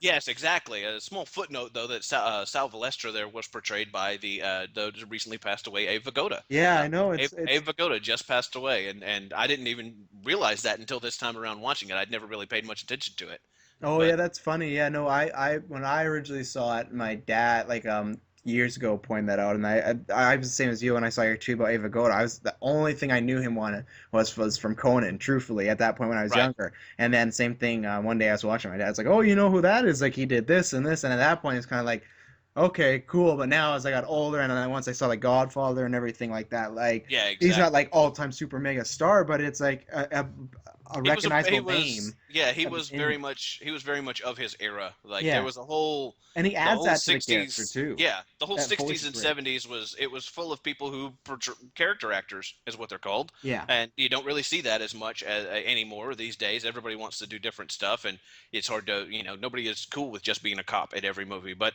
you know, uh, that wasn't the way that Abe Vigoda was. Yeah. He was a very much a character actor. But yeah, he portrayed Sal Valestra, who is becoming aware of the fact that all his old pals are being knocked off, and that it might be leading back to his ass.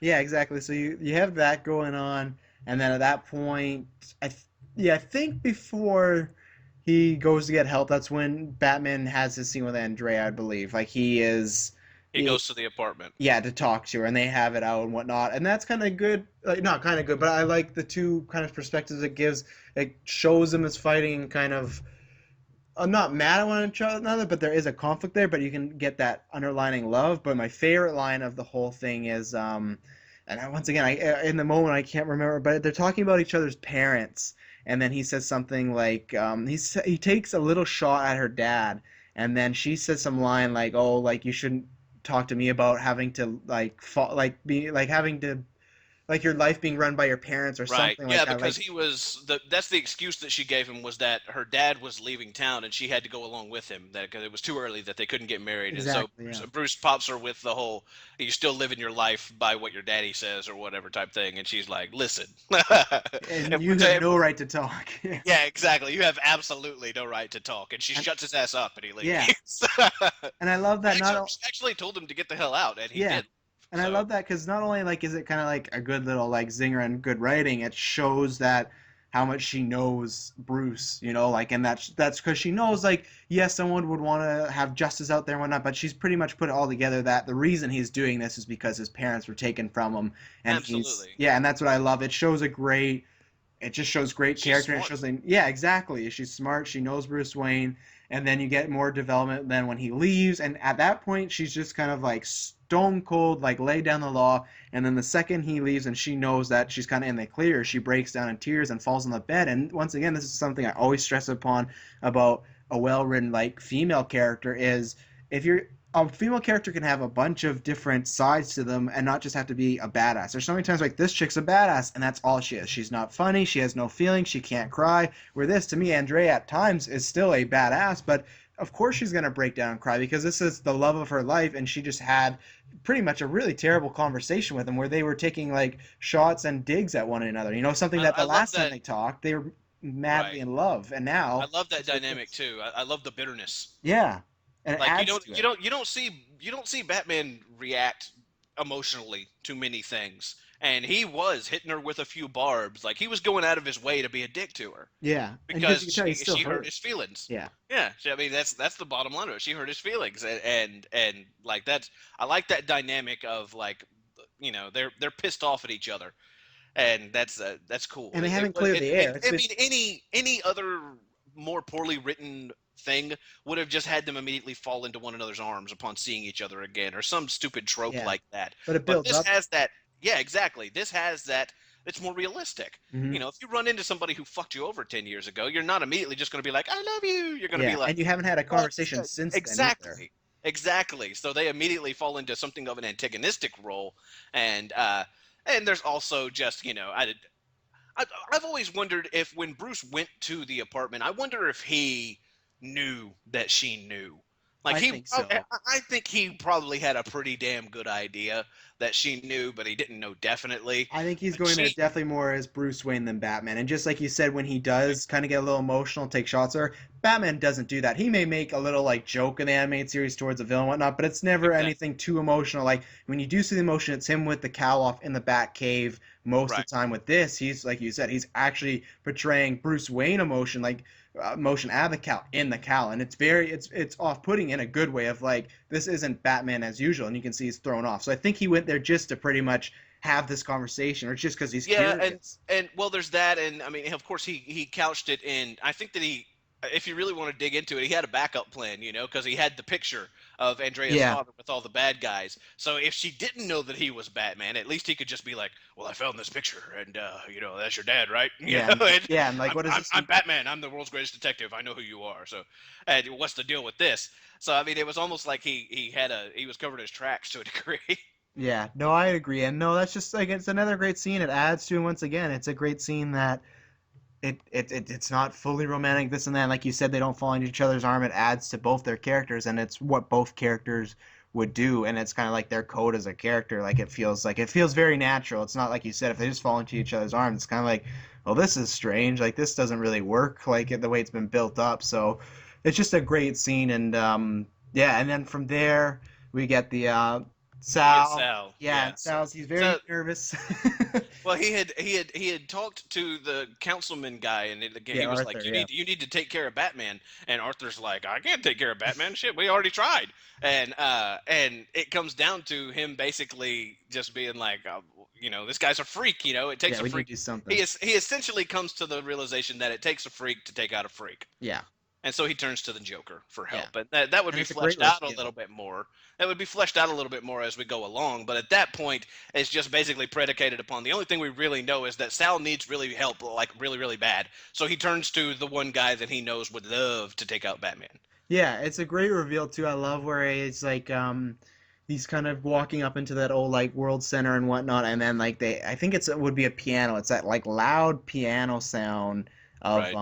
just like it's like ding, and like Joker's staying there, and he's just so you got the classic like animated series big smile and whatnot, and then I think he walks him up into like the whatever, like he's happy to Yeah, see him, and they get in the roller coaster yeah, thing, and which is a they go very into the house of Joker the future. thing. Yeah, Oh, exactly, and absolutely. it's great, and just like the stuff that he has. Do you remember what the robot's name is? Oh crap, I can't remember what he called her. Yeah, I can't remember, but just stuff like that. Like I've talked about this on other casts, but for me, and with it's the same as Batman. That's why it's semi cop out. But like for me, my favorite fictional characters of all time are Batman and Joker. It's like a 1A and 1B, and because it's one of the things with Joker, you get so many different portrayals, but he's such a tantalizing, like intriguing figure all the time. And one of the things that I love about this scene is you get the whole Sal explains to him what's going on. You know, like there's a freak, blah blah blah. And Joker seems like he's accepting, like, okay, I'll take out Batman for you, but even then he seems a little like that's strange that Batman's just killing people. Like he expands upon that later, but he's not really sold on the idea. But I love the fact that Sal offers him the well, first he has like the great he just has great Joker stuff. Like there's a robot that he's kind of just taken on as like his like maid or like wench, and she's there like cooking, and it's like it's totally that she has no personality or whatnot, but he's talking to her, and he's like he's talking to her in a very nice way, but then at times he'll like hit her or like rip pieces of her skin off her face and like eat it and stuff like that. Like it's very much it's very Joker, and the animated series was always great at portraying Joker as far as like you Yeah, got the gangster part, the evil part, I but think then the it's the playful. best. I think it's the best portrayal of the Joker because he is jokey and funny and stuff, but he's also very fucking sinister. Yeah, He's very sinister, especially when Sal later puts his in hands on this. him. Yeah, when Sal puts his hands on him as in desperation, he grabs him by the lapels and he's like, "Come on, you got to help me." And Joker like is, "Do not touch me." And they do Like the great that animation of Joker's face, kind of as like he's mad, but then the background all turns turns like red. blood red, and it's great because it just shows, and then he like throws Sal off, and that's what I have And always liked. that right there is I feel like that's when he decides what he's gonna do with Sal in the Yeah, next, like yeah, at that moment. Before then he was just kind of like, I think he was bemused by this, and maybe he didn't buy that Batman was killing people for one thing, I don't think, but otherwise I think he was just kind of bemused by who's this old guy who he obviously knows in some capacity. They don't haven't revealed why they would know each other quite yet, but he obviously knows this guy in some capacity, yeah, and he's kind of, like I said, he's kind of bemused by all of it. yeah. And but then as soon as Sal puts his hands on him, it becomes a different story, and it's Well, and that's what I love, and that's what I feel like with this interpretation. But that's one thing, good thing that they have had. In the Byrne film, they did Joker pretty. They did him pretty well, and what Jack Nicholson was written to do, he did it well. But the thing is, they always do well. The Joker is he's never obviously it's very obvious he never shows his cards, and that's the same thing whether it's Jack Nicholson's Joker, Heath Ledger's Joker, and Mark Hamill's Joker. It's very much like you think you know which way the character is going to go, and it goes completely the other way. And the thing is, Joker, he's like, okay, eventually agrees to help Sal, but then I love that. Oh, and Sal often says 5 million up front, and then you'll get whatever you want later as long as you have proof that Batman's dead. And then skipping a little bit ahead because there's a few little scenes in there, but in between, but he pretty much just kills Sal and takes the money. And to me, that's like a perfect like capsulation of like what the Joker would do and what the Joker is about. Of like he's still gonna go out and like kill Batman or do what he's paid to do, but he's still he like well kills this guy and he's takes the money. Like well he's gonna it's do whatever he wants at the end of the day. right. Because part of it is that he doesn't buy that it's Batman. Yeah, It's exactly. curiosity. He Yeah, just wants he wants to find out who he is. So he essentially kills Sal with the Smilex or whatever you would like yeah, to. I the don't know what laughing gas or whatever. laughing gas, the Yeah, Joker stuff. He kills him with the smile on his face, and then wires him up with a camera so that he can see who's coming for him. And that's very Joker, very yeah, Joker. He wants to get revenge to a degree on Sal for having the audacity to put his hands on him, and also he's curious now. He don't I don't he didn't care about the money. I mean, really. I mean, I'm sure part of him is like, oh, great money, but he's ultimately he's just like, what is going on here? What is going on here? Was this guy?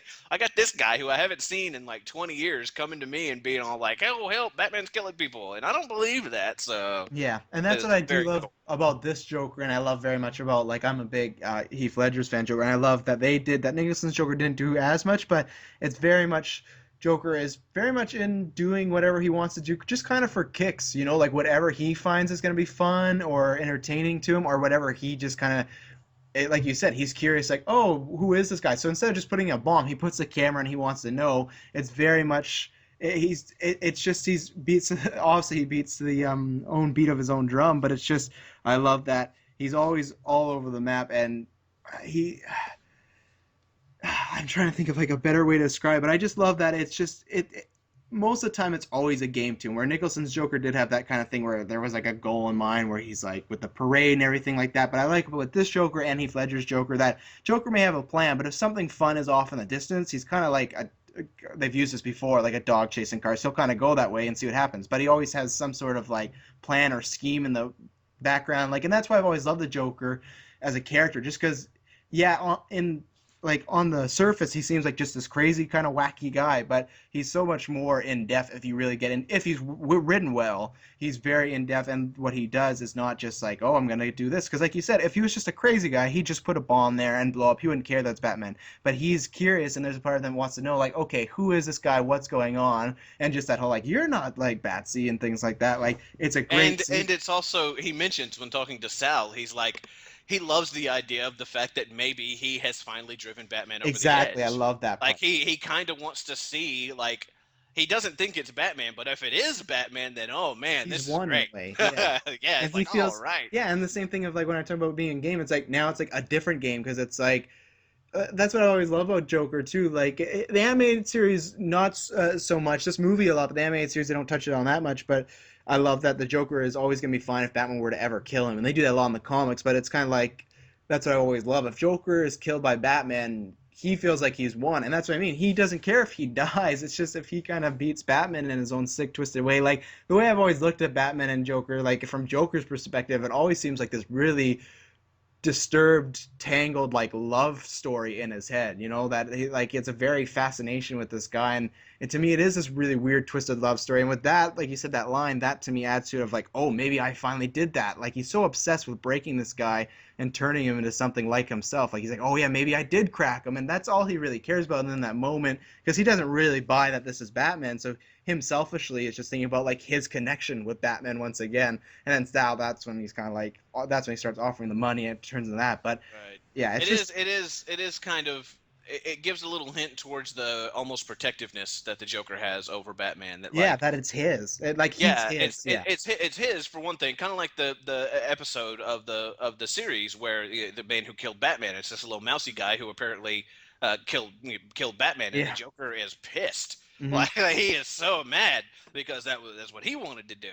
And but furthermore, it's just kind of like, Batman's being blamed for killing people and stuff like that. And the Joker knows it's not him, so he wants to kill this guy who's making Batman look bad. Yeah. Because, I mean, I guess if you followed it down the trail of whatever weird, twisted logic he has, if Batman looks bad, then that makes him almost on like. Batman looking good makes the Joker look even better as a villain, kind of, if Yeah. that makes any sense. Like, he needs that dichotomy in their relationship. Because if Batman's killing people now, then, well, we just can't have that. Yeah. And Exactly. if you're making it look like the Batman is killing people, then people are going to start hating Batman, and then they won't hate me as much. So, damn it, no, this is not good. So I like that you called it something of a twisted romance, because that's exactly what it is. Yeah, And and that's what I love. Like we talked about before off cast, but that's one of the reasons why, for me, Joker's always my favorite. And it's the same way as Batman. Batman to me, that symbol means a lot to other people. But with Joker, I've talked about this on other podcasts. Some people do like read it as he's just a crazy person. Some people read it as like he's just somebody that's putting on a big act. Some people read it as a bit of both. And I've liked with this, with the Dark Knight, and even Jack Nicholson's one, and obviously comics is all based off the source material. Most time the Joker, you can take it a different way, and he kind of means something towards like it kind of means something for everybody else. You know, at the end of the day, yeah, he's a kind of crazy clown, but there's so much more to him, and that's the way I've always looked at it, and I just look at it as this kind of weird love triangle. And that's probably why I do love The Dark Knight so much, because there's always certain lines like when Joker says like, "Oh, we're bound to do this forever," and that's why I like it. It's just kind of like this. It is like this destiny thing that these two men are just they're going to be doing this over and over, because one man's cursed, and Joker might be kind of cursed in his own way. We don't know if this is like a kind of like like maybe like if he fell if you whatever way you take the origin, like if he fell in a vat of chemicals, like he could have been a normal guy, and this is just like something has attached to his body as far as like sickness, and that's kind of like his curse. Like that's what I mean. There's so many ways you can crack it, and that's what I love about this film is not only do you have all the other great stuff going on with Phantasm, but it adds the Joker dynamic. But it's not like not only Batman, but every other superhero movie. Not every. There's very few that can do it well, but the biggest problem is having so many villains in, and it feels so tacked on and so shoehorned in. But with this, and like I talked about with Love Story, with this it feels natural because it feels like the Joker has a role, and it's not like, hey, we should put the Joker in here, write a role. It was like, hey, the Joker could fit in the story this way because that's the way the story's going. Of like how can the Joker be involved, and it's a good turnaround. It's a good like reveal when we get to it, but it feels very natural. Where lots of movies like something like a Spider-Man 3 and or like even Batman and Robin, which is a bad example, but sometimes people get obsessed with like having more than one villain. And obviously maybe the studio did want Joker in here for the theatrical. I don't think so, but maybe they said, "Oh, you should put Joker in there because you're doing a direct to DVD movie or VHS whatever." But even then, the writers, because it's so well done, make it in a like they make it flow, and it feels very natural that the Joker's in the story. It does not feel like they had to put him in or they just put him in there because he feels like he's a part of the story. And that's one of my favorite things about it. And there's other things that pop up here in a little bit later that I love that it was the Joker involved with it and everything, because the Phantasm has gone around knocking off all these people, and then it comes down to, mild spoiler alert, but the Phantasm goes after the Joker, of course, and the Joker's too much. Mm-hmm. It's I love that they give the Joker that little bit of emphasis. All these other mobster guys who are protected and all this good stuff, they got knocked off way easy. Yeah. But the Joker is just too much. It doesn't matter how badass you are. The Joker is a different beast altogether. And I mean, that's why the Joker in the comic books even has stood up to Superman. Yeah. I mean, like he's just a different kind of creature. You have to be in the right kind of mindset to fight this dude. And Batman just happens to be in that mindset. Yeah, and usually no one other than Batman is. Like even most of the time, most times Robins and Nightwings and whatnot, like I mean, you look at Jason Todd for example, like they think they can handle the Joker, but they really can't. Like, and that's why I always go back to the romancing because I feel like Batman's the only real person that can. You look at Harley, she can't even because she doesn't really know what the Joker is. She has this like divine picture of what he is. I feel like Batman's the only one that understands him. And in a weird way, that's why I always hate when people just say the Joker's an outright crazy guy. I feel like Joker understands what Batman is and that Batman feels like he has to do this and he gets to play with that because he knows Batman's always going to be around and has to stick to a code. So either he wants to break that code or push it to the limits. And that's why, like I said, I've always been on the thing of like, I don't think Joker is just this flat out like crazy clown who likes, like he likes having fun, but that's just not what he's all about. Like there is a meaning towards that character, and that's what I like about this. It shows sides of the Joker in Phantasm that it's not just like I'm gonna kill Batman. Like he's having fun with trying to find the Phantasm, his interactions with Sal and whatnot, and when he goes to talk to Arthur later, it's just this movie does a lot of great things of adding layers to the Joker. It's not just like flat out bad guy. Right, right.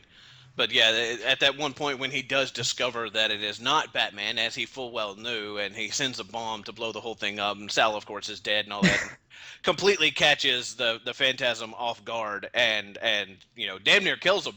But then it comes down to Batman actually running across the Phantasm, so then we get that awesome chase sequence. Yeah, it's great. It's like this because this leads into the whole like Which is big again, sequence it's coming. cherry picked directly from year one. Yeah, yeah, I guess. Yeah, I guess it is. I kind of forgot because it's Phantasm, so I didn't really think about it. But I guess you're right.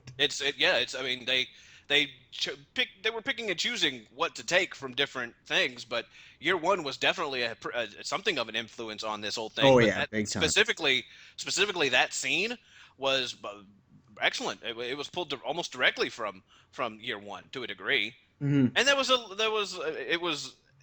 it's kind of unusual. I mentioned The Crow a minute ago and how that's my favorite movie. That The Crow didn't come out till a few months after this movie, but the ending of the scene, and there's two very very similar scenes. We'll put it that Hmm. way. Yeah. And then that's what I was gonna say. So that leads to the chase and whatnot, and then that leads to I think the first sign Batman had like and well the chase is great, and then you kind of get that like feeling of this guy is semi equal to Batman. Like he's very talented, like he's not just killing off mobsters now. Like he's outrunning Also has Batman. the theatricality and apparently the skill with disappearing and things of that nature. Like this is Yeah. It's This is very like not an Earth just 2 Batman where you're like, oh, this is like a yes. doppelganger of someone that's very similar. So that right away is a threat. And then from there, I think the first sign is it like a spotlight or is it the helicopter that Batman sees from the police? I can't remember what first Yeah. police pops up. But anyway, so some way, It was like a helicopter because yeah, he has gone down there to fight the Phantasm and told the Batwing to go park somewhere, yeah. And then the and Phantasm disappears. yes, the Phantasm disappears, which is that's the if I have any gripe about the film, then that's it. That it disappears so But easily.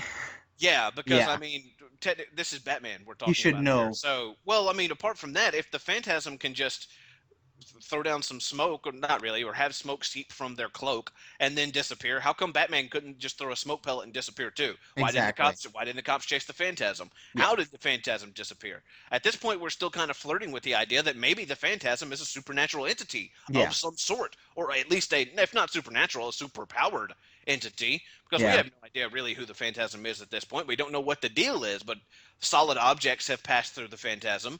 Like there was a pickaxe handle Yeah, just and thrown. bullets that like the Sal at the beginning shot him multiple times and didn't even stop him. Hmm. So I mean we're still kind of flirting around with that, but that part of it to me, that once you get the full reveal and the movie's over, you look back at that and you're like, well, that doesn't make any damn sense then. No. Yeah, How did the Phantasm just magically disappear? and I think And that happens that a is little bit that's of the the one gripe. series where I feel like that is a bit more of almost like the kid oriented bit. Like they kind of do like I feel like sometimes that is like a little like oh well it's still like a Well, it semi serves the kid movie. plot. Yeah, exactly. So it serves I the mean, plot, and then it's a little like we don't need to be realistic because it's a cartoon. Like that's sort of the idea I get yeah, from that yeah, there's sometimes. that, and I mean, and it was also kind of, Batman was caught off guard and was there full on in the spotlight. So and you would assume that the police didn't even see that the Phantasm was there. No. So I mean, you can write it off if you think about it hard enough, but still, Yeah. like, the Phantasm obviously got away, and nobody bothered chasing down the Phantasm. So No. it No. was kind of weird that Batman got caught while the Phantasm just casually pimps away using Batman's own means, Yeah. basically. This is Batman does that all the time. Yeah. And So then, anyways, we talked about this a little earlier. We're going to come back to this, but it was this sequence is great. It's definitely one of my favorite action sequences in all the movies. It's something I'd really much like to see in a live action one, but pretty much it's just if you've seen the movie, you know. If you haven't, you should be you should have seen it and come back. But it's just a great sequence of the police hunting down Batman, and it's really it's like it's somewhat similar to the sequence in Batman Begins, yeah, because very that similar. that too More was intense taken though. from yeah, that too was taken from year one. But Yeah. yes, this one is better Yeah, in it's my more opinion. intense. This is a Batman this is Begins a is better fun. rendition. Yeah, Batman Begins is fun, but they do miss a bit more of the intensity because it feels like in Batman Begins it feels Batman's still gonna get away at the end of the day. There's a little drama there, but it still feels like he's pretty much in control. Like he's other than with Rachel, he kind of knows what he's doing. But with this one, like he has to ditch his cape and cowl. Like he's maskless. Like he's He's hurt. caught on the back foot. Yeah, He didn't see this coming, and it wasn't just kind of a little thing where he knows that there's a basically a warrant out for him or whatever, and there's two or three cops that he has to evade. It just goes from 0 to 100 all of a yeah. It's sudden, like like SWAT teams the everywhere. entire force is after him just immediately, Yeah. and they're all being like, the suspect is considered armed and dangerous, kill on sight type stuff. Kill shots are authorized Oh or yeah, whatever they're shooting it says. gasoline Like, barrels. yeah, they're shooting to kill this guy, and I don't think that he saw that coming. He No. was preoccupied with other stuff. Apart from, and that also explains. I liked how that plays in as well, because Batman, again, I mean, it very, if you're looking at it psychologically, it ties back into that fight with the bikers, Yeah. because Batman had his mind on Andrea and wound up getting a back smacked over his ribs and losing that fight essentially. But here now he's all knee deep into all of this. He's thinking about Andrea. Obviously, he's had face to face meeting with her. He's a little bit preoccupied by all of this, and he isn't fully invested in figuring out what the hell's going on. And No. so he gets caught off guard. And that doesn't happen to Batman very often. He doesn't get caught off guard, especially Batman as portrayed here, where he's been Batman for like 10 years. Yeah. Batman does not get caught off guard, and he did full on, because I believe they don't say this, and I'm reaching maybe a little bit here, but I think that it is because he's preoccupied. His mind is not on the task at hand. Yeah, no, his brain is very scattered. Like it's all over. He's thinking about like a million things at the moment, and especially it's like you said. I think the biggest thing is he didn't see this coming, and it is like that 0 to 100, and it's not just a few cops he has to get. Like It's it's all in of the cops. yeah, and it's very intimidating. It's very scary, and they do a great job. And that's why I say it is better than the Begins one because there's a great intensity to it, and you almost feel at some point that Batman is at a real danger of getting caught or getting killed Yeah, the dude's until like he's down and out. He's having to drag himself behind a pillar. He's bloody. And that's another thing we haven't even mentioned, that this movie really bumped it up a notch from the animated series. People died in this. yeah, Like people don't die in the animated series. Like no, it's kind of adult, not adult, but I mean it's mature, I suppose. It's intelligent. It's intelligently enough written that an adult can enjoy it, okay? I guess that's the way to put it. But in this, people die, people are bleeding, and you don't see that in the animated no. series. They got to have a bit more leeway, which was great, especially for something like this because it does come off as Right.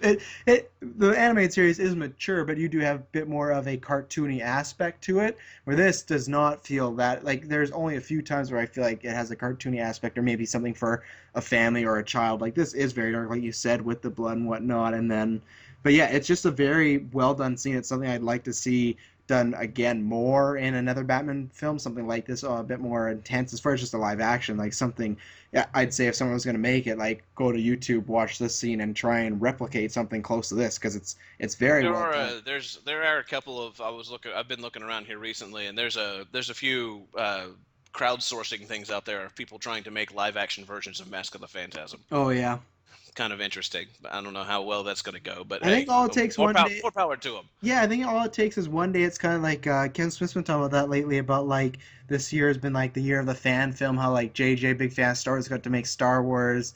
Ryan Coogler was a big fan of Rocky, made Creed. So all it takes, I think, is in the next 20 to 30 years, is somebody that like loves this movie and gets a hold of the Batman franchise, like someone that grew up on the animated series or likes it a Right. lot. And I think that's all it's gonna take is like, hey, you know what we could do? And it's like that's a good thing with Warner Brothers owning everything, they could just do it, right? Like that's the thing where Marvel's a little tight at times. They could like there's certain things they can and can't do with characters, but that's a good thing with Warner Brothers. In 20 years, if a director was there and said, "Hey, I want to make this animated one," like if they got clearance, they could do it. And you never know. I don't know how it would be as far as a crowdsource. I would rather wait until someone who had a multi-million-dollar budget to do it because I think there's many things in there it would take. I'd like really nice CG effects and really nice Batcave and Batmobiles. Like I wouldn't. I love fan films. Don't get me wrong. There's definitely a place for them. But if this was made, I'd love to see it done with like 100 to 200 million budget. Right. Much like what And we're if getting with it Batman and Superman. if it had to be done fan film wise, then I would hope that it would be somebody like Bat in the Sun who got a hold of it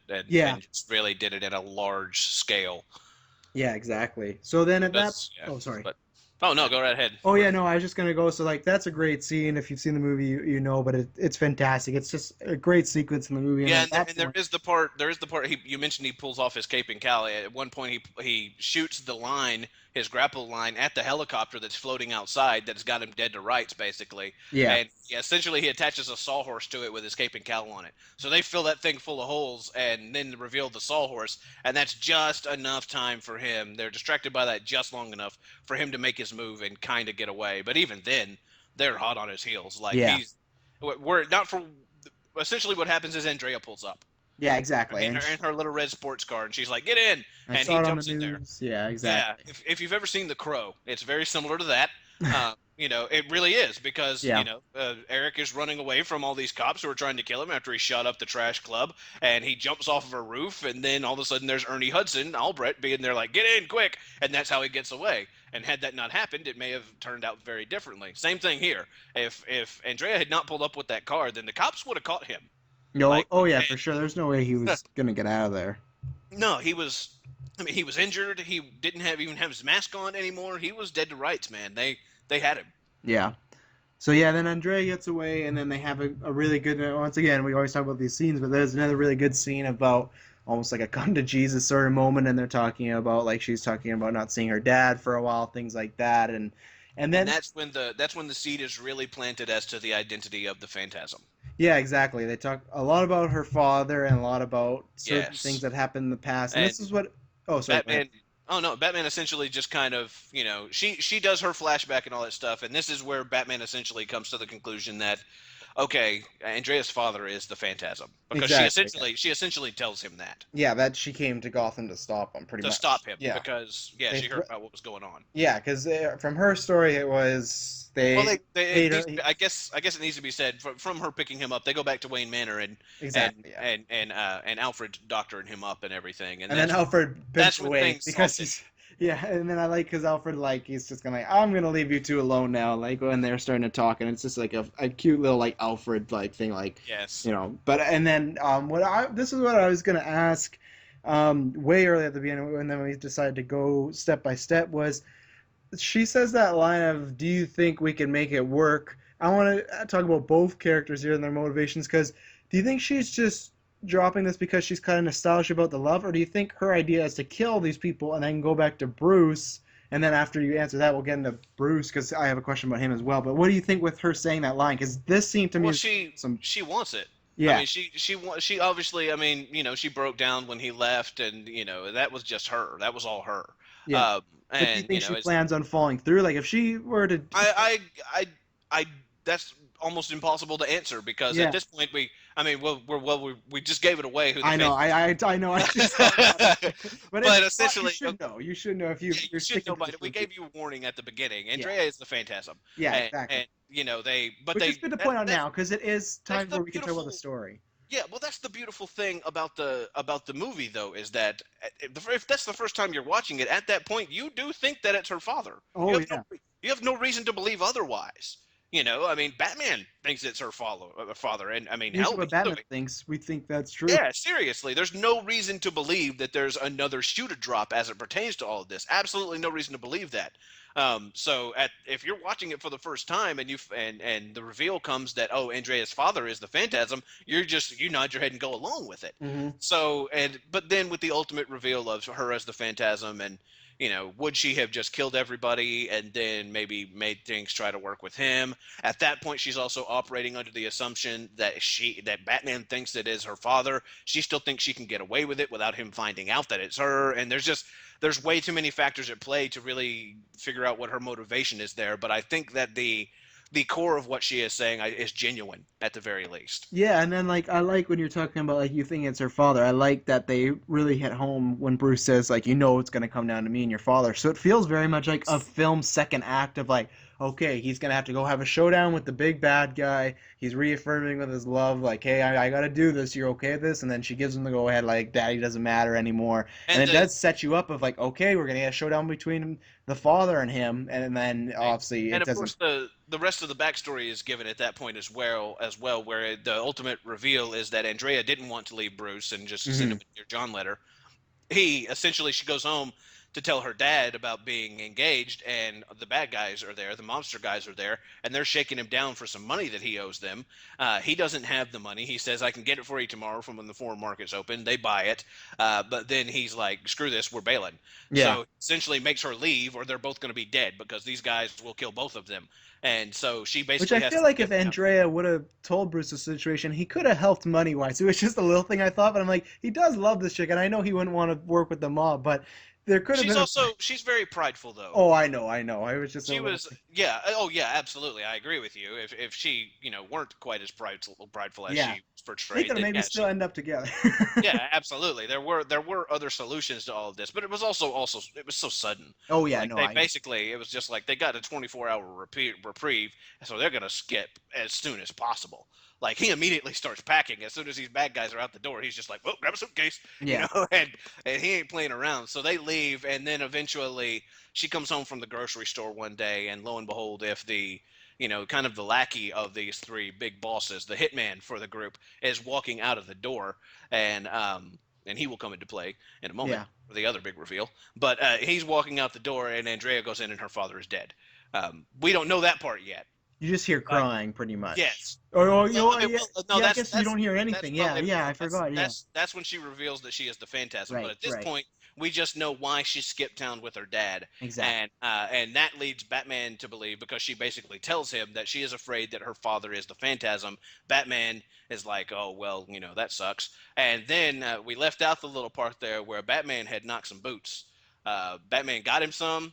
And, and that that don't ever happen in the cartoon either. If you're ever watching the animated series and you're expecting Batman to get laid, well, this is the only time you're gonna see it because it is very firmly insinuated. Like they don't bury that one at all. Like there's them and they start kissing each other and there's the replay like Alfred's walking in with a drink and he just turns around and walks back out because they're kissing and they've made Yeah. up now. And then the next thing you see is Bruce is like wearing a towel. Yeah. He's just getting out of the shower, and she's like standing out on the balcony wearing one of his shirts, and that's all. And like it was like, It's heavily insinuated that. yeah, it's like yeah, way to go, Batman, way to go. Yeah.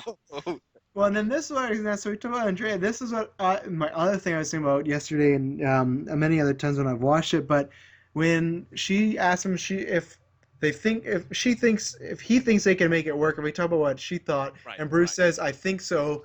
What do you think that is in his mind? Do you think it's like it's his way of like he's gonna stop being Batman again, or do you think he's gonna still be I Batman, be with her? Like that to me always intrigued me of like I because think to that point, he's committed to being Batman, and he just isn't. He isn't. He's going to have to reevaluate. I think that's why Yeah. he doesn't want to give her a firm answer, and he says he maybe, essentially that we can. But at the end of the day, either she's going to have to be comfortable with him being Batman, or he's going to have to stop being Batman and somehow get comfortable with that fact himself after a decade of having done it, and all these bad guys still out there running around. Because at this point, it's even worse than it would have been before. Oh yeah, big time. It's way worse. If he just never would have been Batman, then maybe some of these crazies wouldn't have popped up to challenge Batman, like the Joker and et cetera, et cetera. But now the Joker does exist out there, and if he goes on a massive killing spree and there's no way to stop him, I mean, what is Bruce just going to sit there in the mansion, boning his chick? I mean, there's only so far that the guy can take this, and it's a much different life that they have both lived up until this point, and it's especially different for Bruce. Yeah. Things are very, very different for him, and it's just kind of the way that it is. It's so I think that I mean to answer the question on both sides, I don't think that either of them can really. I don't know. I don't think either of them can commit. They want it. They're both genuine in their feelings, and they're both genuine in wanting this to work. But neither of them can commit at this point. Mm. Yeah, no, it's just a scene that I really like because it's one of these things and it's nothing. Obviously, because the movie was not big enough, they would never do it. But it's always one of these things where I'd love like a one comic issue of like Marvel and DC sometimes do like a what if scenario, and they do like what if this happened. It's one of those things like what happened if she would have got away with it and then just like went back to Bruce, and it's like one of these things like if he never found out it was her. So it's one of these things like it's just a good scene because not only is it a good scene more establishing the characters and it sets up a lot of stuff for later, it's just a good scene of like what were the motivations there, and you don't get that a lot of time out of a cartoon. You don't get that. It's very on the surface stuff, and that's why I like there's stuff that you can like debate about or like not nitpick is look at the details. Yeah, exactly. Yeah, which you don't get a lot of times. Nuances. Exactly. Plus Batman dissect. That was the word I was looking through. Yeah. That's always a good thing for Batman. Yeah, and I mean that's only happened twice, and oddly enough, as the only other time that it was heavily insinuated to have happened, Lois Lane. Yeah, exactly. In the Batman Superman movie, it is very heavily insinuated that Bruce took care of that. Yeah. And man, Clark ain't liking it so much. Yeah. If they do that in the movie, I was gonna say, I hope they could take my money, dude. Batman can kill 30 people if he damn well wants to. If they have him bang Lois Lane and Clark be all like, "Oh, you motherfucker," then dude, I'm good. I like when they have those previews in the dinner scenes when they meet and he's talking to Clark. I'd like if Lois were to walk up and Clark would be like, "Oh, this is Bruce Wayne," and Bruce would be like, "Oh, I know her really well," or something like that, like a little nudge, and Clark would be like, "Oh, you motherfucker!" Like exactly. Yeah. So, and that movie's really good too. If you've never seen the Batman Superman movie. Oh yeah, no, I've seen that. It's great. Really fun, and I love the that's gonna be. I love how they found out each other. Yes, that's how I'm gonna. Perfect. Oh well, fucking Superman cheated. Yeah, I know. It's X-ray vision, but Batman of course Superman. That's why I hate Superman. He does shit like that. Yeah, exactly. But Batman somehow managed to plant a tracker on the guy's cape and followed him home, and then is looking at him with binoculars. Superman, yeah, Superman finds it, looks up, and Bruce just waves at his ass from across. It's great. Oh, it was so good. It was so good. That is what I will judge Batman versus Superman on. Like that movie. Of course, the movie's going to be better than the animated one. I'm quite sure. But Let's hope. that that You that never know. specific part though, that specific part of Bruce just being like, man, fuck you. Yeah, like it'd be that's good great. stuff, man. It'd be great where I almost feel like in that movie coming up, they just kind of both know when there's no investigation whatsoever. I feel like they're just kind of like, oh, you're Batman, I'm Superman. It's like, you guys could have done this a lot cooler, you know? Like, there's a lot, and that's one of these things, like, people say, like, oh, you should read, like, comics and whatnot for homework. Watch the fucking animated series of both these shows and Justice League Unlimited and just Justice League. Like, these, to me, are just as great as some of the comics, if not better than some comics. Oh, Like, absolutely. to me it's one of these things like look upon this as some source material because we just talked about that scene where Batman does It's find out perfect, it's awesome, it's such a great, and that would work and today. it's so Batman too. Yeah, it would work and today, the, it is and so the scene where Batman.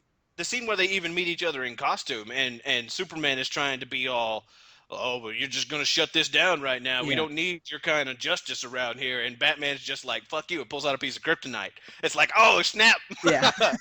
It's great. Like it's so good, man. Yeah, Like that's very well done. But yeah, anyways, yeah. yeah, So yeah, back to yeah. Anyways, but yeah, there's he basically we've come to the consensus here that Andrea's father is the Phantasm. exactly. And That's what Bruce then believes at the very least. at this point I can't remember which comes first, and like does he see Arthur and then there's the reveal, or is it the reveal and then Arthur? I'm trying to remember in my head which. It's Arthur at Okay. first, And yeah, because because it goes. The Joker, because there's the wonderful scene where the Joker visits Arthur. Yeah, and the Uh, great trench coat and like the cane and everything. I love just the imagery of Joker is it's great there. I love it. oh, it's phenomenal when And the the door thunder, yeah, opens the and lightning. yeah, oh, it's just That's actually what I was talking about earlier. I didn't mean to talk about that. I've kind of misplaced them. I forgot. That's when there has the big piano cue and whatnot. right. It's a fantastic reveal. Even though we've fucking seen the Joker a couple times in the movie, it's Oh, like but that's you how he. haven't seen him decked out though. Yeah, You haven't exactly. seen Yeah, him in his trench and his fancy hat, and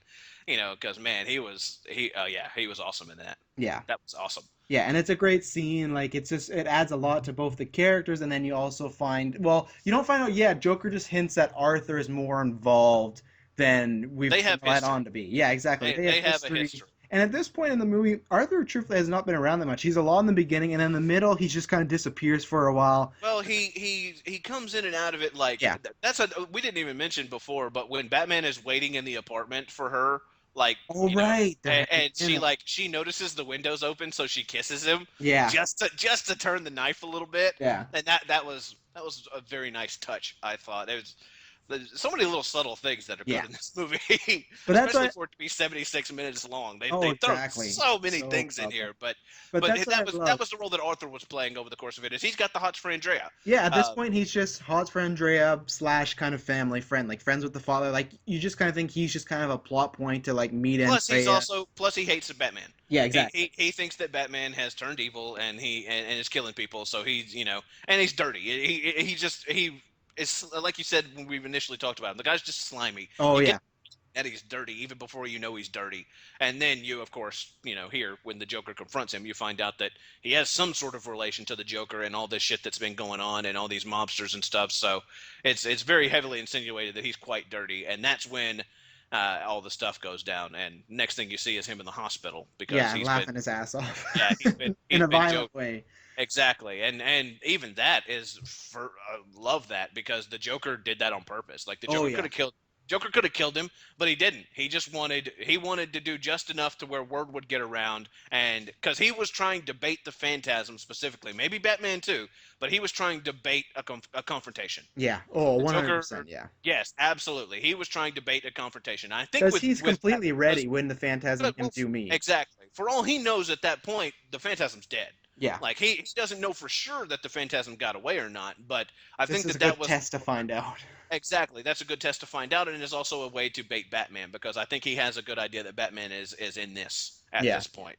Yeah, and then you get a great scene of the doctors trying to calm down. They finally give him like an anesthetic sort of a way to soothe him, and then lightning bolt, and then Batman's there, and it's a great scene. Like we won't go over all the dialogue and whatnot, but it's a great scene of Batman interrogating him in like not a violent I way, but love how intimidating. he's almost asleep, and then Batman comes in and he gets scared, And and he starts to laugh. he starts laughing Yeah. again because the stuff hasn't left his system. I love that. Or he's just like, oh no, and it's perfect. That's Yeah, what it's it is, man. fantastic. It's one of It these was things where perfect. I He's hope, terrified, but he can't stop laughing.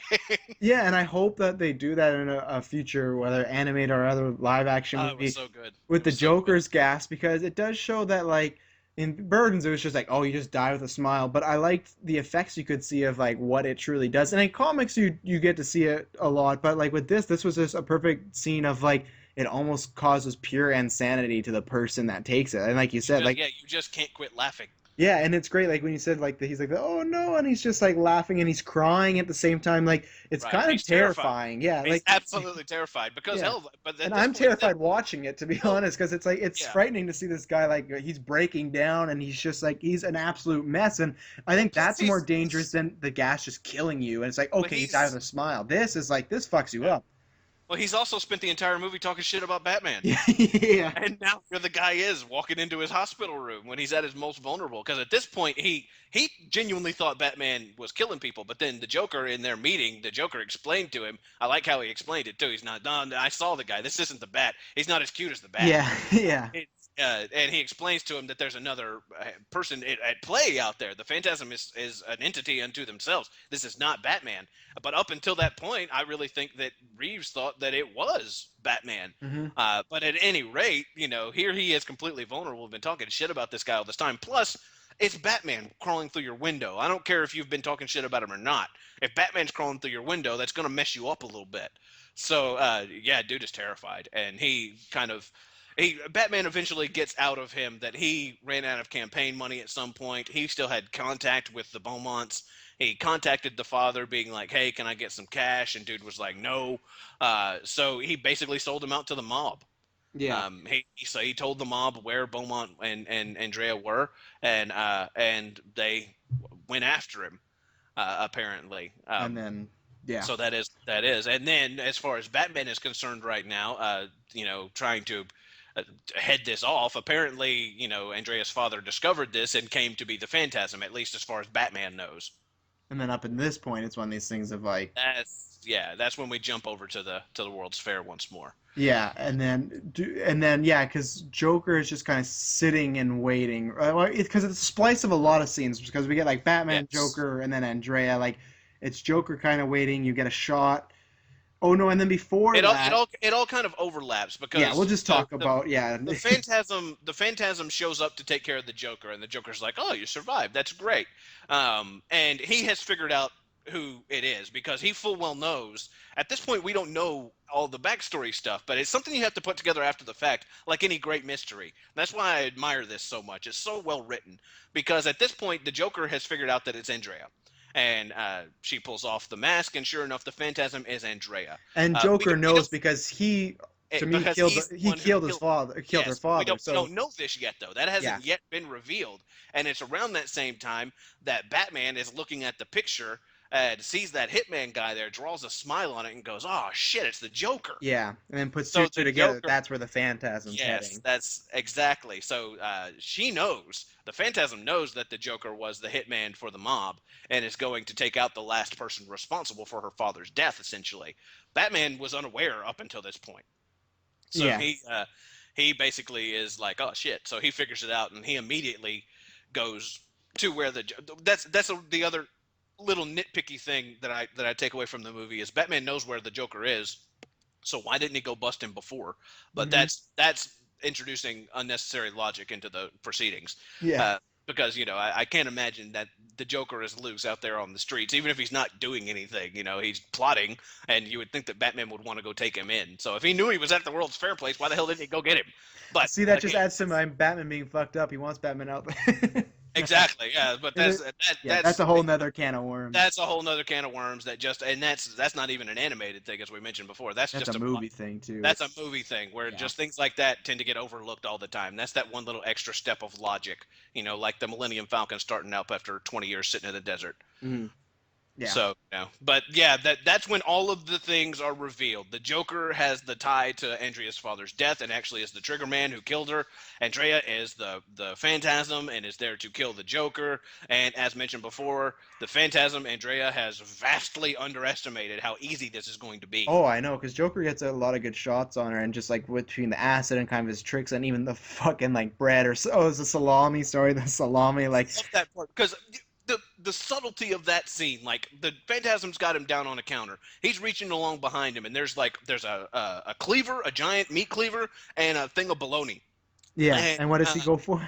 and he grabs the bologna, Yeah. and I mean, it's just that's the Joker. That's Yeah. the Joker. Exactly. He's not looking. It was almost like an insult. He's not trying to kill her yet. Yeah, and that's what I do like about this Joker too. And so, like the Ledger one, they didn't get to do because there's that only one fight scene with Batman, and he has some dogs. So you didn't. That Joker was much more mind games. When Nicholson's pretty much just Batman beats the shit out of him, and that's about it. Like he's just like Joker just stands there. I like that. Of course, Joker's not gonna win in a mixed martial arts like jujitsu brawl, but he's gonna have tools and things and like crazy, And insane the dude can, well, ideas that the dude can scrap too. I mean, exactly. it's always been presented that way in the comic books as Yeah, well. and that's I what they mean, don't. They haven't really done in like a live action movie. Where this they do. he's no raging badass like he's not Bruce Lee or nothing out No, there, but he could throw down though. The guy can exactly. fight, Especially and if it's come down to he's his got life. his own unorthodox style Yeah, at that. and that you He's can't prepare for, like you said. It's a exactly. style You that never like know what's going to happen. yeah, I feel You like might get you might get hit with acid. You might get hit with a punch. He might smack you upside the face with a giant thing of bologna. Like yeah, you exactly. have no clue what's coming from this guy. Like I feel like with Bane, you like okay, he's gonna use a power game with Ra's al Ghul. It's gonna be like okay, he's gonna be very trained in mixed martial arts or jujitsu or anything like Sword that. Like fighting yeah, specifically. exactly. Yeah, sword fight, shirtless sword fighting. Yes, Like, he's- exactly. yeah, but with It's Joker, very cool. Joker, I've always liked that about the Joker in general, and that's why it's kind of odd. But that's why whenever I played DC versus Mortal Kombat, mhm, I kind of always enjoyed playing as the Joker he's the so most fun. because Chattering his yeah, I mean the Joker's fighting style is reflected within that game because it's so random. It's just completely random and weird, and it's not like anybody else's. But that's a whole other thing. But either way, the Joker does get the upper hand to a degree. But ultimately, I mean, like you said, it's not like the Joker is a raging badass. no. So, Joker kind of, he gets the upper hand, but and has to resort to trickery afterwards. It's not like he can just beat her down. No, no, he's No, not gonna he hits her ground with and the pound or bologna. anything. He Yeah. hits her with the bologna and runs away.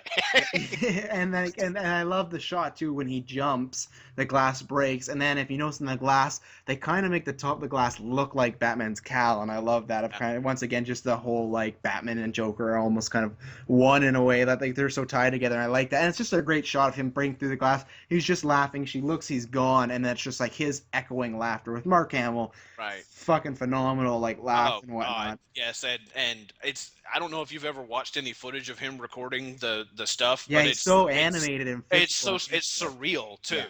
It's just so surreal it's like that guy is amazing. That's Yeah. the best Joker. Period. Like I can't even period. I think his best Batman, best Joker portrayals ever are those guys. And I know it's different because it's animated, and if I had to pick who the best live actions were, then there would be a different conversation. But if Yeah. you're just talking overall best, those embody Batman and the Joker in my mind. They're just so perfect, and I love that they eventually got spun off into the Arkham games and stuff too. And Yeah, well, it comes to that point where because it's it's all almost linear. yeah, it's all and it's almost to that point too where I don't I'm gonna spoil them that way. I automatically don't enjoy a Batman movie or TV show if it's not Conroy and Hamill. Like that's part of the reason why I don't really the newest Batman ones like Batman Bad Blood just came out. I haven't watched that yet, and I watched the last one with the like the son of Batman and whatnot. Like the guy that's doing it, he's all right. He's kind of mad, Jason Mara, but it's like that's almost the thing. It's like because they're so legendary, iconic, and phenomenal at these roles, it's almost anybody that's doing them. Like they can be great, and I'll give it a shot, but it's just never the same. Anytime those That's two are why behind the characters, that's it's why I'm so phenomenal. glad that all indications seem to be pointing towards them doing the voices for the Killing Joke. I'm so And oh God, they looking better. forward to that. Yeah, They better. well, Hamill I think Hamill is for sure now. I think they announced Conroy is. Okay. I think Conroy's the only one I that's would not said a assume. word. Yeah, I would hope so. Like I don't know who else they're gonna throw up there, and like Well, that. if you've already got Hamill, you have to get Kevin Conroy. Yeah, I mean, I it's hope just so. you have to. Yeah, That just doesn't make any sense to do it otherwise. But yeah, regardless, yes, it's the echoing laughter and just the they present the Joker and Batman both, of course, so well in all of this. But this is a phenomenal portrayal of the Joker. Yeah. Every single bit, every Joker scene in this movie is exactly Joker, if that Yeah. makes sense. Like it is spot on, perfect. There is no chuffa. It's just all killer, no filler. It's all good, man. And I think this is definitely where, in this last, and this part of the third act with the chasing and the fighting, this is definitely, I feel like it's Joker's movie at this point. Like, not at the end, but just in this, like, 10-minute sequence, it's very much like Joker and Mark Hamill he takes over this movie. The second, like, Oh, he does the absolutely. fan part, and then she's sucked into the fan. Batman saves her, throws a motorcycle in there, and then that's when they have their little conversation Right. about what actually happened. Yeah, he turned on the giant fan and tried to kill her that way, and then Batman shows up and saves her, and then he's like, "Hey, fucking, what are you doing?" Yeah. and she's like, "Oh," and she tells him exactly what happened and how the Joker, or back in his former life at least, as I would presume Jack Napier, I think he is called in the thing because it Yeah. does somewhat follow the Yes, despite him being dead it in Batman. yeah, it vaguely follows the world that is laid out in those movies somewhat. Yeah, exactly. So I believe It's he's like a Jack. guideline in a way. I It seem to is remember it that he is is Jack referred to Napier. At one point in I think in one in of the the animated series, animated series. yeah, Yes. yeah, at one point he has like the profile of him. It's very early on the Yes. Batman because I'm rewatched them all for Batman versus Superman and like it's barely early on. It's just like his mugshot and it's like aliases and it's like Jack Napier. So they do keep that for this. So he is Jack Napier when Right. he's doing his Hitman stuff. Right. Or maybe Joe Chill, even I suppose, since Yeah, they ruined that in '89. exactly. But anywho, she basically explains to him that this is what actually happened. They killed my father, and I'm here to take care of business. And essentially, and what it also does is very subtly. I mean, again, if you're digging into this, this is a very multi-layered movie, and it speaks very largely towards all of the characters before and moving forward. But essentially, what it does is it makes the Joker basically responsible for the fact that Batman can never be happy. And I love that because it's like once again it's that whole like Essentially, who they created it's never like say that. They never really no. flat out say that. But if you look at it objectively, you're like, shit, man, this guy Yeah. he got him. And it's another thing of Joker always kind of ruining Batman's life or being the epitence to Even something indirectly, else. he had no meaning to. Yeah, and that's where it brings in that And whole then destiny thing again, right? Of like yes, these characters or people in the world were bound to meet and end up at this exact same point. It's like they're almost like the chicken and the egg. Like right, one had to come before the other. It's one of these things you think Batman maybe created Joker, but in the end, and this, that's the thing that I love that it like you point out it is like that impetus of like somehow Joker causes that. And I love something I forgot to mention earlier that I like that there was a chance for Bruce Wayne to not be Batman, like when we talk about with Andre, and if this all didn't go wrong, there was a chance at him being happy, and because of the Joker indirectly, and because of all these sort of things, it doesn't end up going that way. Like it ends up turning around, and obviously the rest is history. Like she goes her path, he becomes his path, Joker takes his path, but it's all this like this isolated incident that if only a few little things could have changed, maybe if they didn't run or Dad didn't die, like Batman would just be Bruce Wayne. It's like that great episode with the Mad Hatter where he sees like what his life could have been if oh he's yeah, married to yeah, Selena and they have a perfect relationship and his parents are alive and so like that's the way I almost think about this of like if things would have panned out it could have turned into that, but because of the Joker, the mob, everything like that, and that's what kind of makes it more painful for like the movie in a good way and for Batman to see like it didn't turn out for him. yeah. And it's cool to also draw that line back to like Bruce and Alfred drop her off at her house after the proposal and everything, and who we later find out is the Joker, the hitman guy, is standing on the porch. So literally, the first time that Batman lays eyes on the Joker is the exact same time that his entire life fell apart. Yeah, and it's great, and So it's it's kind of a neat little correlation there in retrospect. But again, that's not anything they talk about really. But that's it's but the subtext is there if you yeah, want to look for it. And but yeah, she all of that is basically revealed, and why she is doing this.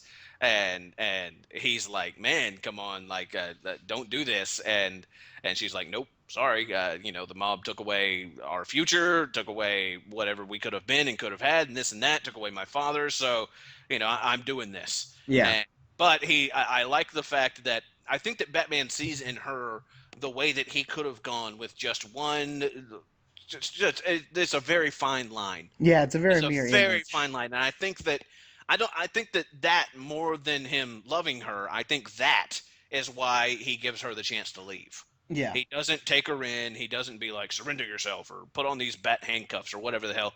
He asks her to leave, and she does. yeah, And I think that has, again, I think that has more to do with him recognizing in her what he could have become, more so than just, oh, I love this girl, you yeah. know. Yeah, no, it's great.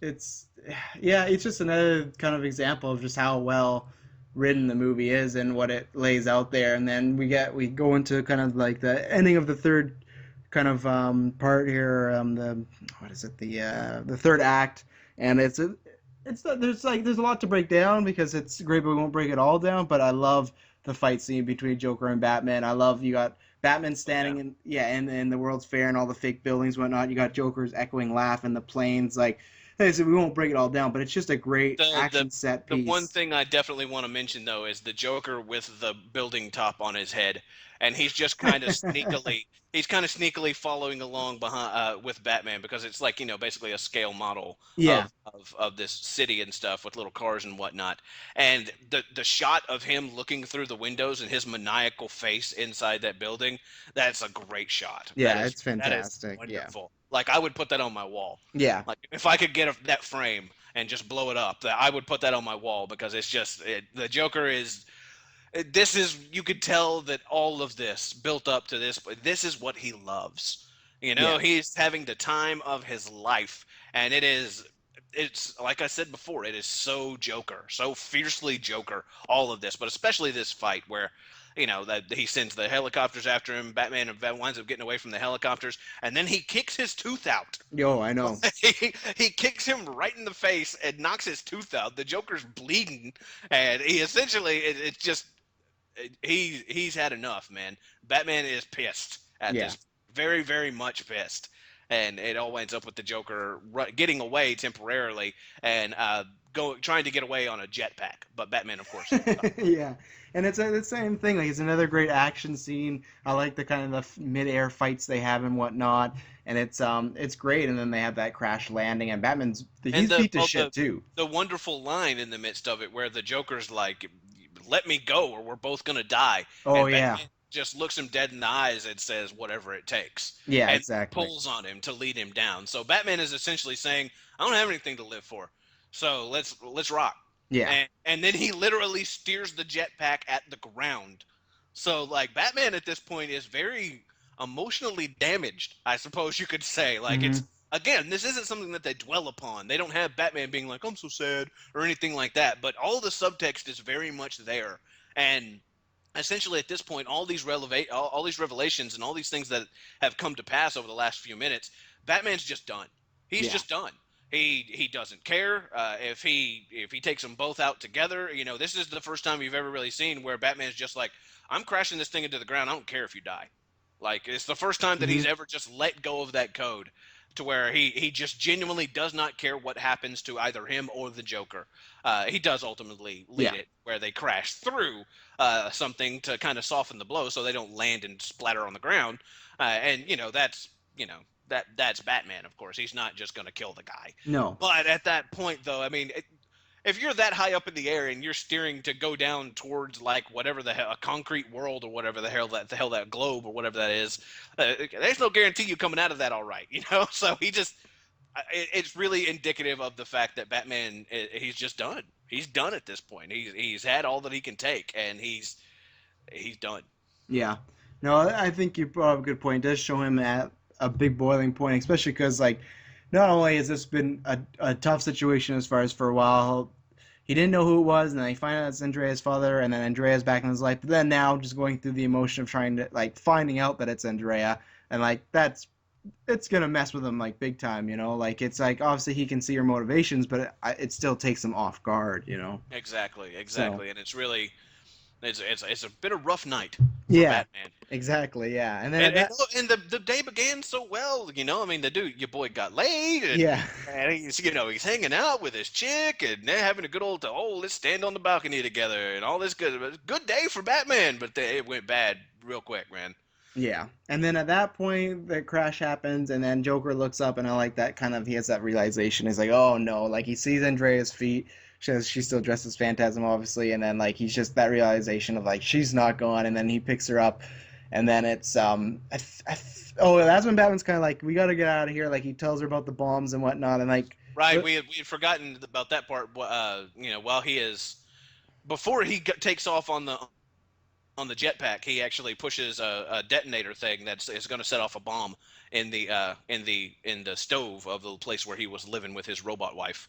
And he also mentions that there's like 20 miles of tunnels underneath the whole thing, and it's all packed with explosives. So the yeah, Joker's essentially just going to blow the joint up, and he's trying to make his getaway. Batman ruins that, so now he's just like, oh well.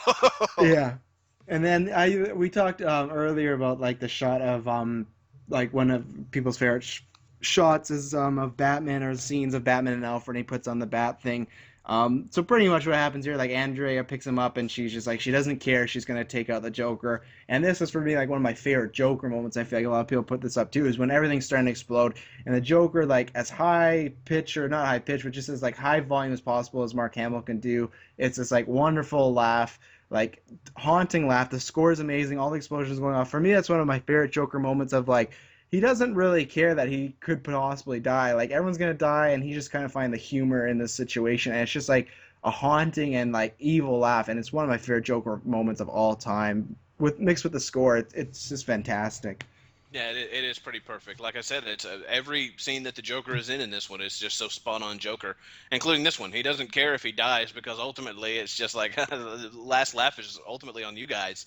Yeah, You know, doesn't matter if I go down. I did this. yeah. Okay, I did this. So if I die, then fine. But you two are going down with me. Yeah, and then at that point, like Batman, he doesn't escape through a hatch, right? He like explodes and he falls into the water. I'm correct in Yeah, that, right? basically he like falls through a subway thing, not a subway thing, but a manhole cover type thing, Yeah, or something to that effect. He winds up underground in a waterway at the very yeah. least. And it's great when he goes through there. Like that's a fun, like an intense scene. But then when he gets out, I like it. It's like has the silhouette of all the explosions going on and whatnot. And you got the like water seeping off Batman. It's something that's very much like pulled from a comic panel in a way. Like even Right. though it's not, it feels like that.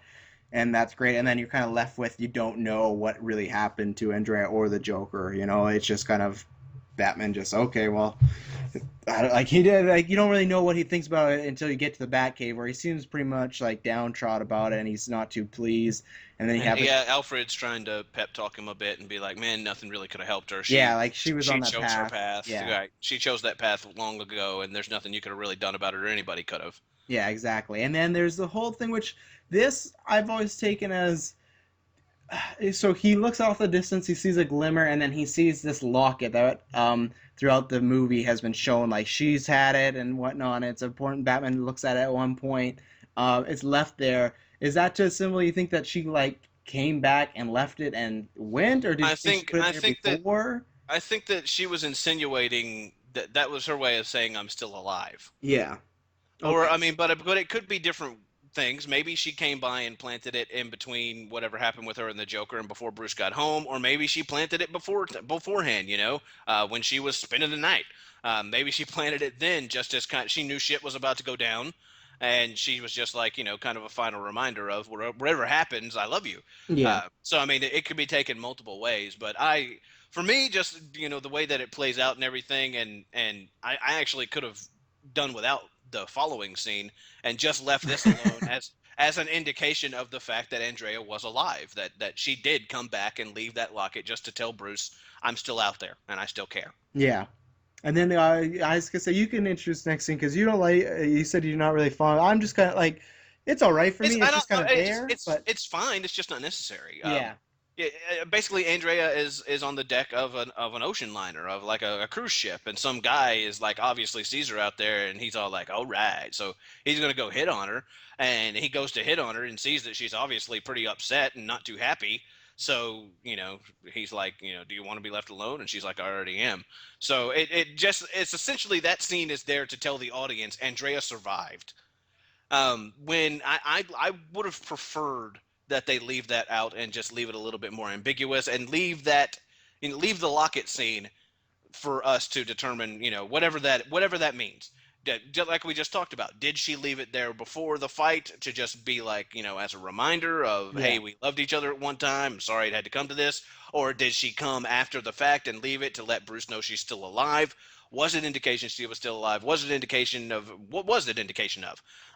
They didn't need the hammer it home moment of her on the deck of the ship. But it's not a bad scene. I mean, it works just fine. I don't hate it or nothing. It's just if I were the one making the movie, I would have cut that part out and just left it a touch more ambiguous. Yeah. No, I Because agree. I That mean, was better. because from this point forward, in all of the DC animated universe, for the next however many years they went on, like another 10 years that they did shows all the way through Batman Beyond and everything, um, you only ever hear one more mention of her. Yeah. Like she only pops up one more time, Yeah. and that is in the basically the very final thing. Yeah. Uh, Yeah. She's not. She's uh, very old. Yeah. yes, she's pretty old, and all that's a whole nother story. But you never really hear anything else about her and stuff. So I mean, it would there wouldn't have been an issue with leaving it ambiguous, but they decided to just go ahead and go ahead and they didn't bury the lead. They just let everybody know Andrea's still alive. So and that's fine because I mean, really, when you do peel it all back, this is it's a PG animated Batman movie. So Yeah. Exactly. Yeah. kids wouldn't necessarily, your 10 and 12-year-olds wouldn't necessarily walk out of it understanding that the locket means that Andrea is alive. Maybe you can't bury the lead when it comes to stuff like that. But me personally, I would have cut that scene out, but it doesn't hurt things at all. Yeah, no, I agree about the same. Like it's not a bad scene, but I agree with you. It would have been left better to be ambitious, and then, but yeah, and then after that we get the final shot, which we talked a little bit before offcast. But it's a great, it's a great shot of just Batman. His head's like he's just standing on a rooftop, looking very kind of defeated, and very just kind of accepting, like here I am again. Yeah, I feel like that's he looks very world weary. yeah. He's accepting his lot in life essentially. Which I feel like at the same way, even though I do feel bad for him, and I do, but when the bat signal hits, I almost feel like that's rejuvenating him and kind of like in that moment, I feel like he's kind of like he feels like it's a curse again. But the second the bat signal hits, I feel like it's almost gone. He's just like, okay, this is what I'm here Well, I mean, back to it. I could see that, but to me, it just kind of reads as the war goes on. Yeah, Like true. Batman doesn't have time to feel bad for himself. Yeah, that's kind of what I was getting at. Like he kind Regardless, of like puts his yeah, emotions to the backside once he sees that regardless of signal. how he feels about it. I mean, he doesn't have to be happy about it. He can lament it all he wants to. He can wonder what if and all this good stuff. But at the end of the day, there's work to do. Yeah, And when the signal goes up, he's got to leave. Even though at that point, I mean, technically speaking, that's another little nitpicky type thing. But at this point in the movie, they've already once tried to use the bat signal to trap him. Seriously, like, they were up there, they shown the bat signal trying to get him to come to the precinct so that they could arrest him or whatever, and he sniffed it out and figured out that was what they were doing. At this point, the guy's a fugitive. yeah. No one's They seen the hunted him Phantasm. down in the middle of the middle of the city. They've hunted him down with like every cop in the world. They probably called some over from Bloodhaven or something. Every cop in the world is there to take out Batman. This is just like maybe a few days later, a couple days later tops, and suddenly the bat signal goes up, and he's just like, "Whoop, time to go to work." Yeah. And nobody knows who the Phantasm is or No, what no the one Flash saw it. is. No. For all intents and purposes, we're left here to think that like, as far as the police are concerned, Batman still killed a bunch of motherfuckers, But I get why they did it, of course, because it's a nice capper to the movie, and like we just said, it does show that regardless of emotion and all the bad things that have happened to him, he did accept this as his lot in life, and when it's time to go to work, it's time to go to work. Yeah. So he goes off to continue the war. It is a That's a little great last it shot. is oh, it's a phenomenal last shot, but it is a little bit odd Yeah. that but that's a very nitpicky type thing. And then he swings into the camera, and we go into the black, and then we get to hear a lovely Gloria Estefan Yeah, it as they run the closing credits. it's kind of a strange song to throw on there. I probably would have just preferred some just more Batman score, but it's all right. It's just one of these things. Whenever it hits, I'm kind of like, oh right, Well, this song's on the yeah, credits. they had a little bit of money, so they tried to get a name. And Gloria Estefan at the time was something of a name, and I'm sure that the filmmakers, when they were putting all this together, I'm sure that they thought that, man, maybe this will be a hook, maybe this will get some radio play, and maybe this will be big for the movie because soundtracks were becoming a very big deal at that point in movies. Yeah, But ultimately, Warner Brothers didn't put any steam behind the movie whatsoever, soundtrack or otherwise. So it ultimately just wound up being kind of like, oh, okay, that's random. There's a Gloria Estefan song at the end of this movie. Yeah. But I think at the time I can rationalize why they would have gone with it, because hey, it certainly wouldn't hurt. Yeah. But yeah, no, so I guess like that's pretty much it. There's nothing too much of noteworthy, obviously, now that we kind of talked through the whole movie and got to the end of it. So as far as just like kind of your last thoughts on just the film as a whole, I know you've talked a lot about how you like it, but if you just want to say something to sum your thoughts about the film, go ahead.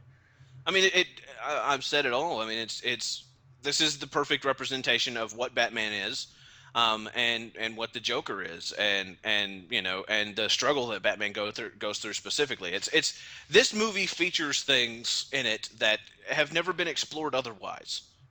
All these years later, this movie is now what, like 23 years old. Well, it's going to be 23 years old this year. Yeah. Right now, it's like 22 in a month or two. Yeah, I know. I But said that earlier. I forgot it's already hit its 20 years because I yeah, forgot that it's yeah, past the this 90s. It's crazy. I Yeah, always forget. yeah. I mean, this movie's old enough to drink, Yeah. and it's weird, but there are still so many things in this movie that have never been touched upon in any of the subsequent movies. Even as deep as the Nolan movies tried to go and everything like that, sometimes succeeding, sometimes not so much succeeding. Give and take both ways. It they still haven't quite. It has never been portrayed Batman's struggle really quite as well as in this. I don't even think that they did. The only thing that comes close is the end of the Dark Knight and maybe the entirety of Batman Begins. That's when you can really see the emotional toll Yeah. that weighs upon him, and everything that comes from it. Like the end of the Dark Knight, where he's talking about like, oh, we were going to be together, about Rachel, and Alfred hides the letter and stuff like that. The only difference is that in this movie, Alfred would have handed him the letter. Yeah. This doesn't run away from it. He wallows in it a little bit, just as he does in The Dark Knight, and that is Batman. He's brooding and things like that.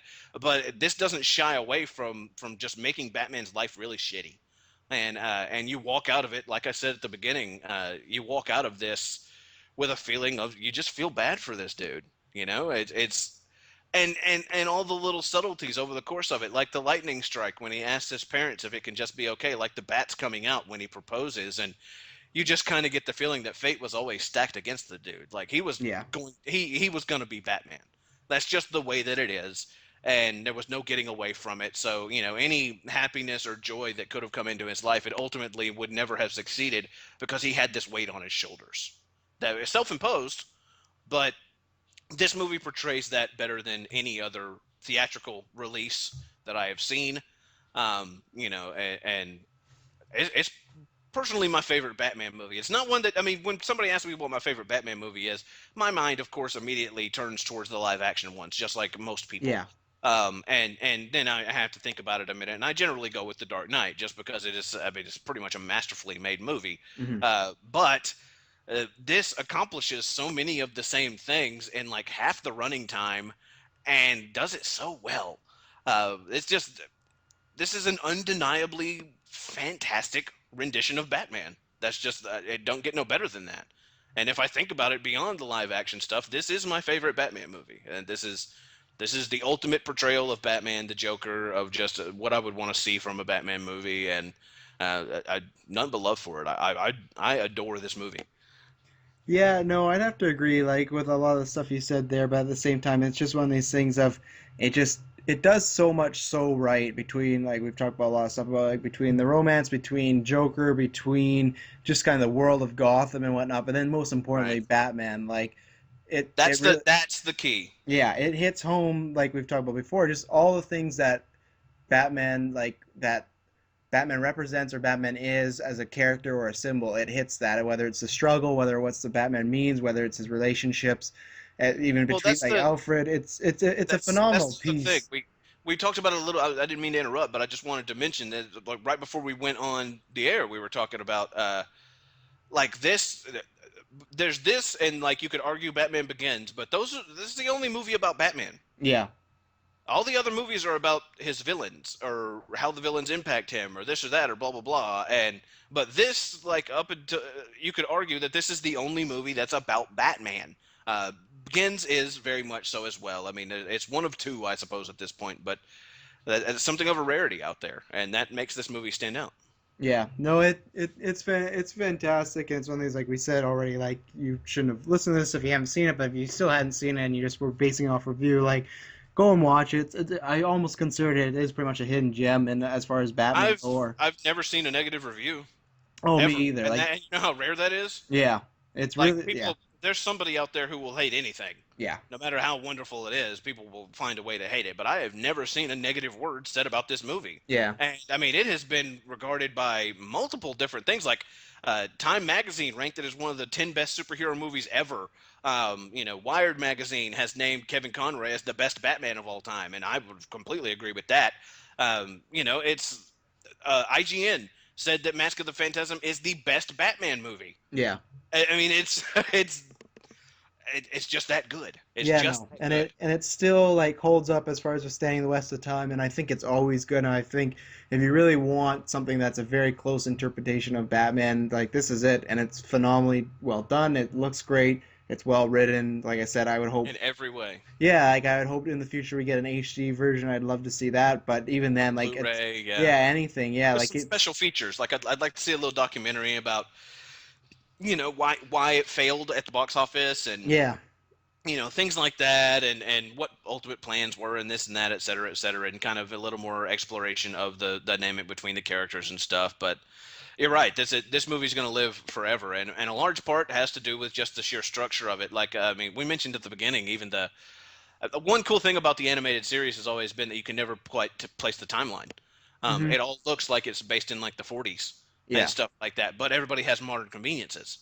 So they did that on purpose so that it would have something of a timeless quality, and that will help this movie always be valid. Like this movie will never. It could be 50 years from now. You could sit down and watch Mask of the Phantasm, and it's going to be just as valid then as it ever was. yeah. No, I completely agree. I couldn't say better. I think it's kind of a timeless movie, and I'm excited to see just in the future, just other people hopefully see it and Embrace whatnot. it. Yeah, exactly. Embrace it more because I still feel like it's not the black sheep, but it's just like I said, a hidden gem. It's something that has not fully yet, like you said, there's a few things like Rolling Stones and whatnot, but I feel like it's still waiting for like a big boom period one time and to catch on. So I'm There's hoping a that there's a lot of people who overlook things because they're cartoons, yeah, and you and should. you would no, you shouldn't, and I mean especially because of it's cartoons of a certain era. Nowadays, if you hear that the new DC animated movie is coming out, people will invest in it and be like, okay, this isn't going to be some kiddie shit. But Yeah. then if you're not from if you're about your age or younger and you haven't really heard much about Batman the animated series, if you didn't watch the show, if you thought that it was just a 90s kids cartoon, then why would you go back and watch it? Same reason you would be automatically dismissive of Batman 66. Yeah. And that's not the case with this movie, with the follow up movies. There were two sequels. Yeah. Batman and Mr. Freeze Sub Zero, excellent movie in and of itself. And Batman Mystery of the Batwoman is also a really cool movie. Yeah. But this one just stands head and shoulders Oh yeah, above big time, yeah. everything. Yeah. So, But yeah, yeah. no, that was fun to talk about. I thank you for joining me. What you got anything to plug? You want to plug your Twitter or where they can find you weekly when you're doing your wrestling thing? Yeah, you can hit me up on Twitter at your Ayatollah if you want to follow me. Talk about Batman, talk about wrestling, talk about whatever the hell. And you can find me on, if you're familiar with the wrestling website, if you're a wrestling fan at all. If you're not, then hey, here's a plug for a wrestling website, lordsofpain.net. I've been on that site in various capacities for about 14 years now, and I'm mainly known right now for hosting The Late Shift on Lords of Pain Radio every Monday evening after Monday Night Raw. We do a recap. I interact with people live on Twitter. I occasionally sing. It's, it's a bit of an odd show, but it's a fun show, and that's the whole Yeah. point of it. I just want to have a little bit of fun with some folks, and if you are into wrestling and you're looking for something interesting to listen to, then hey, give me a listen.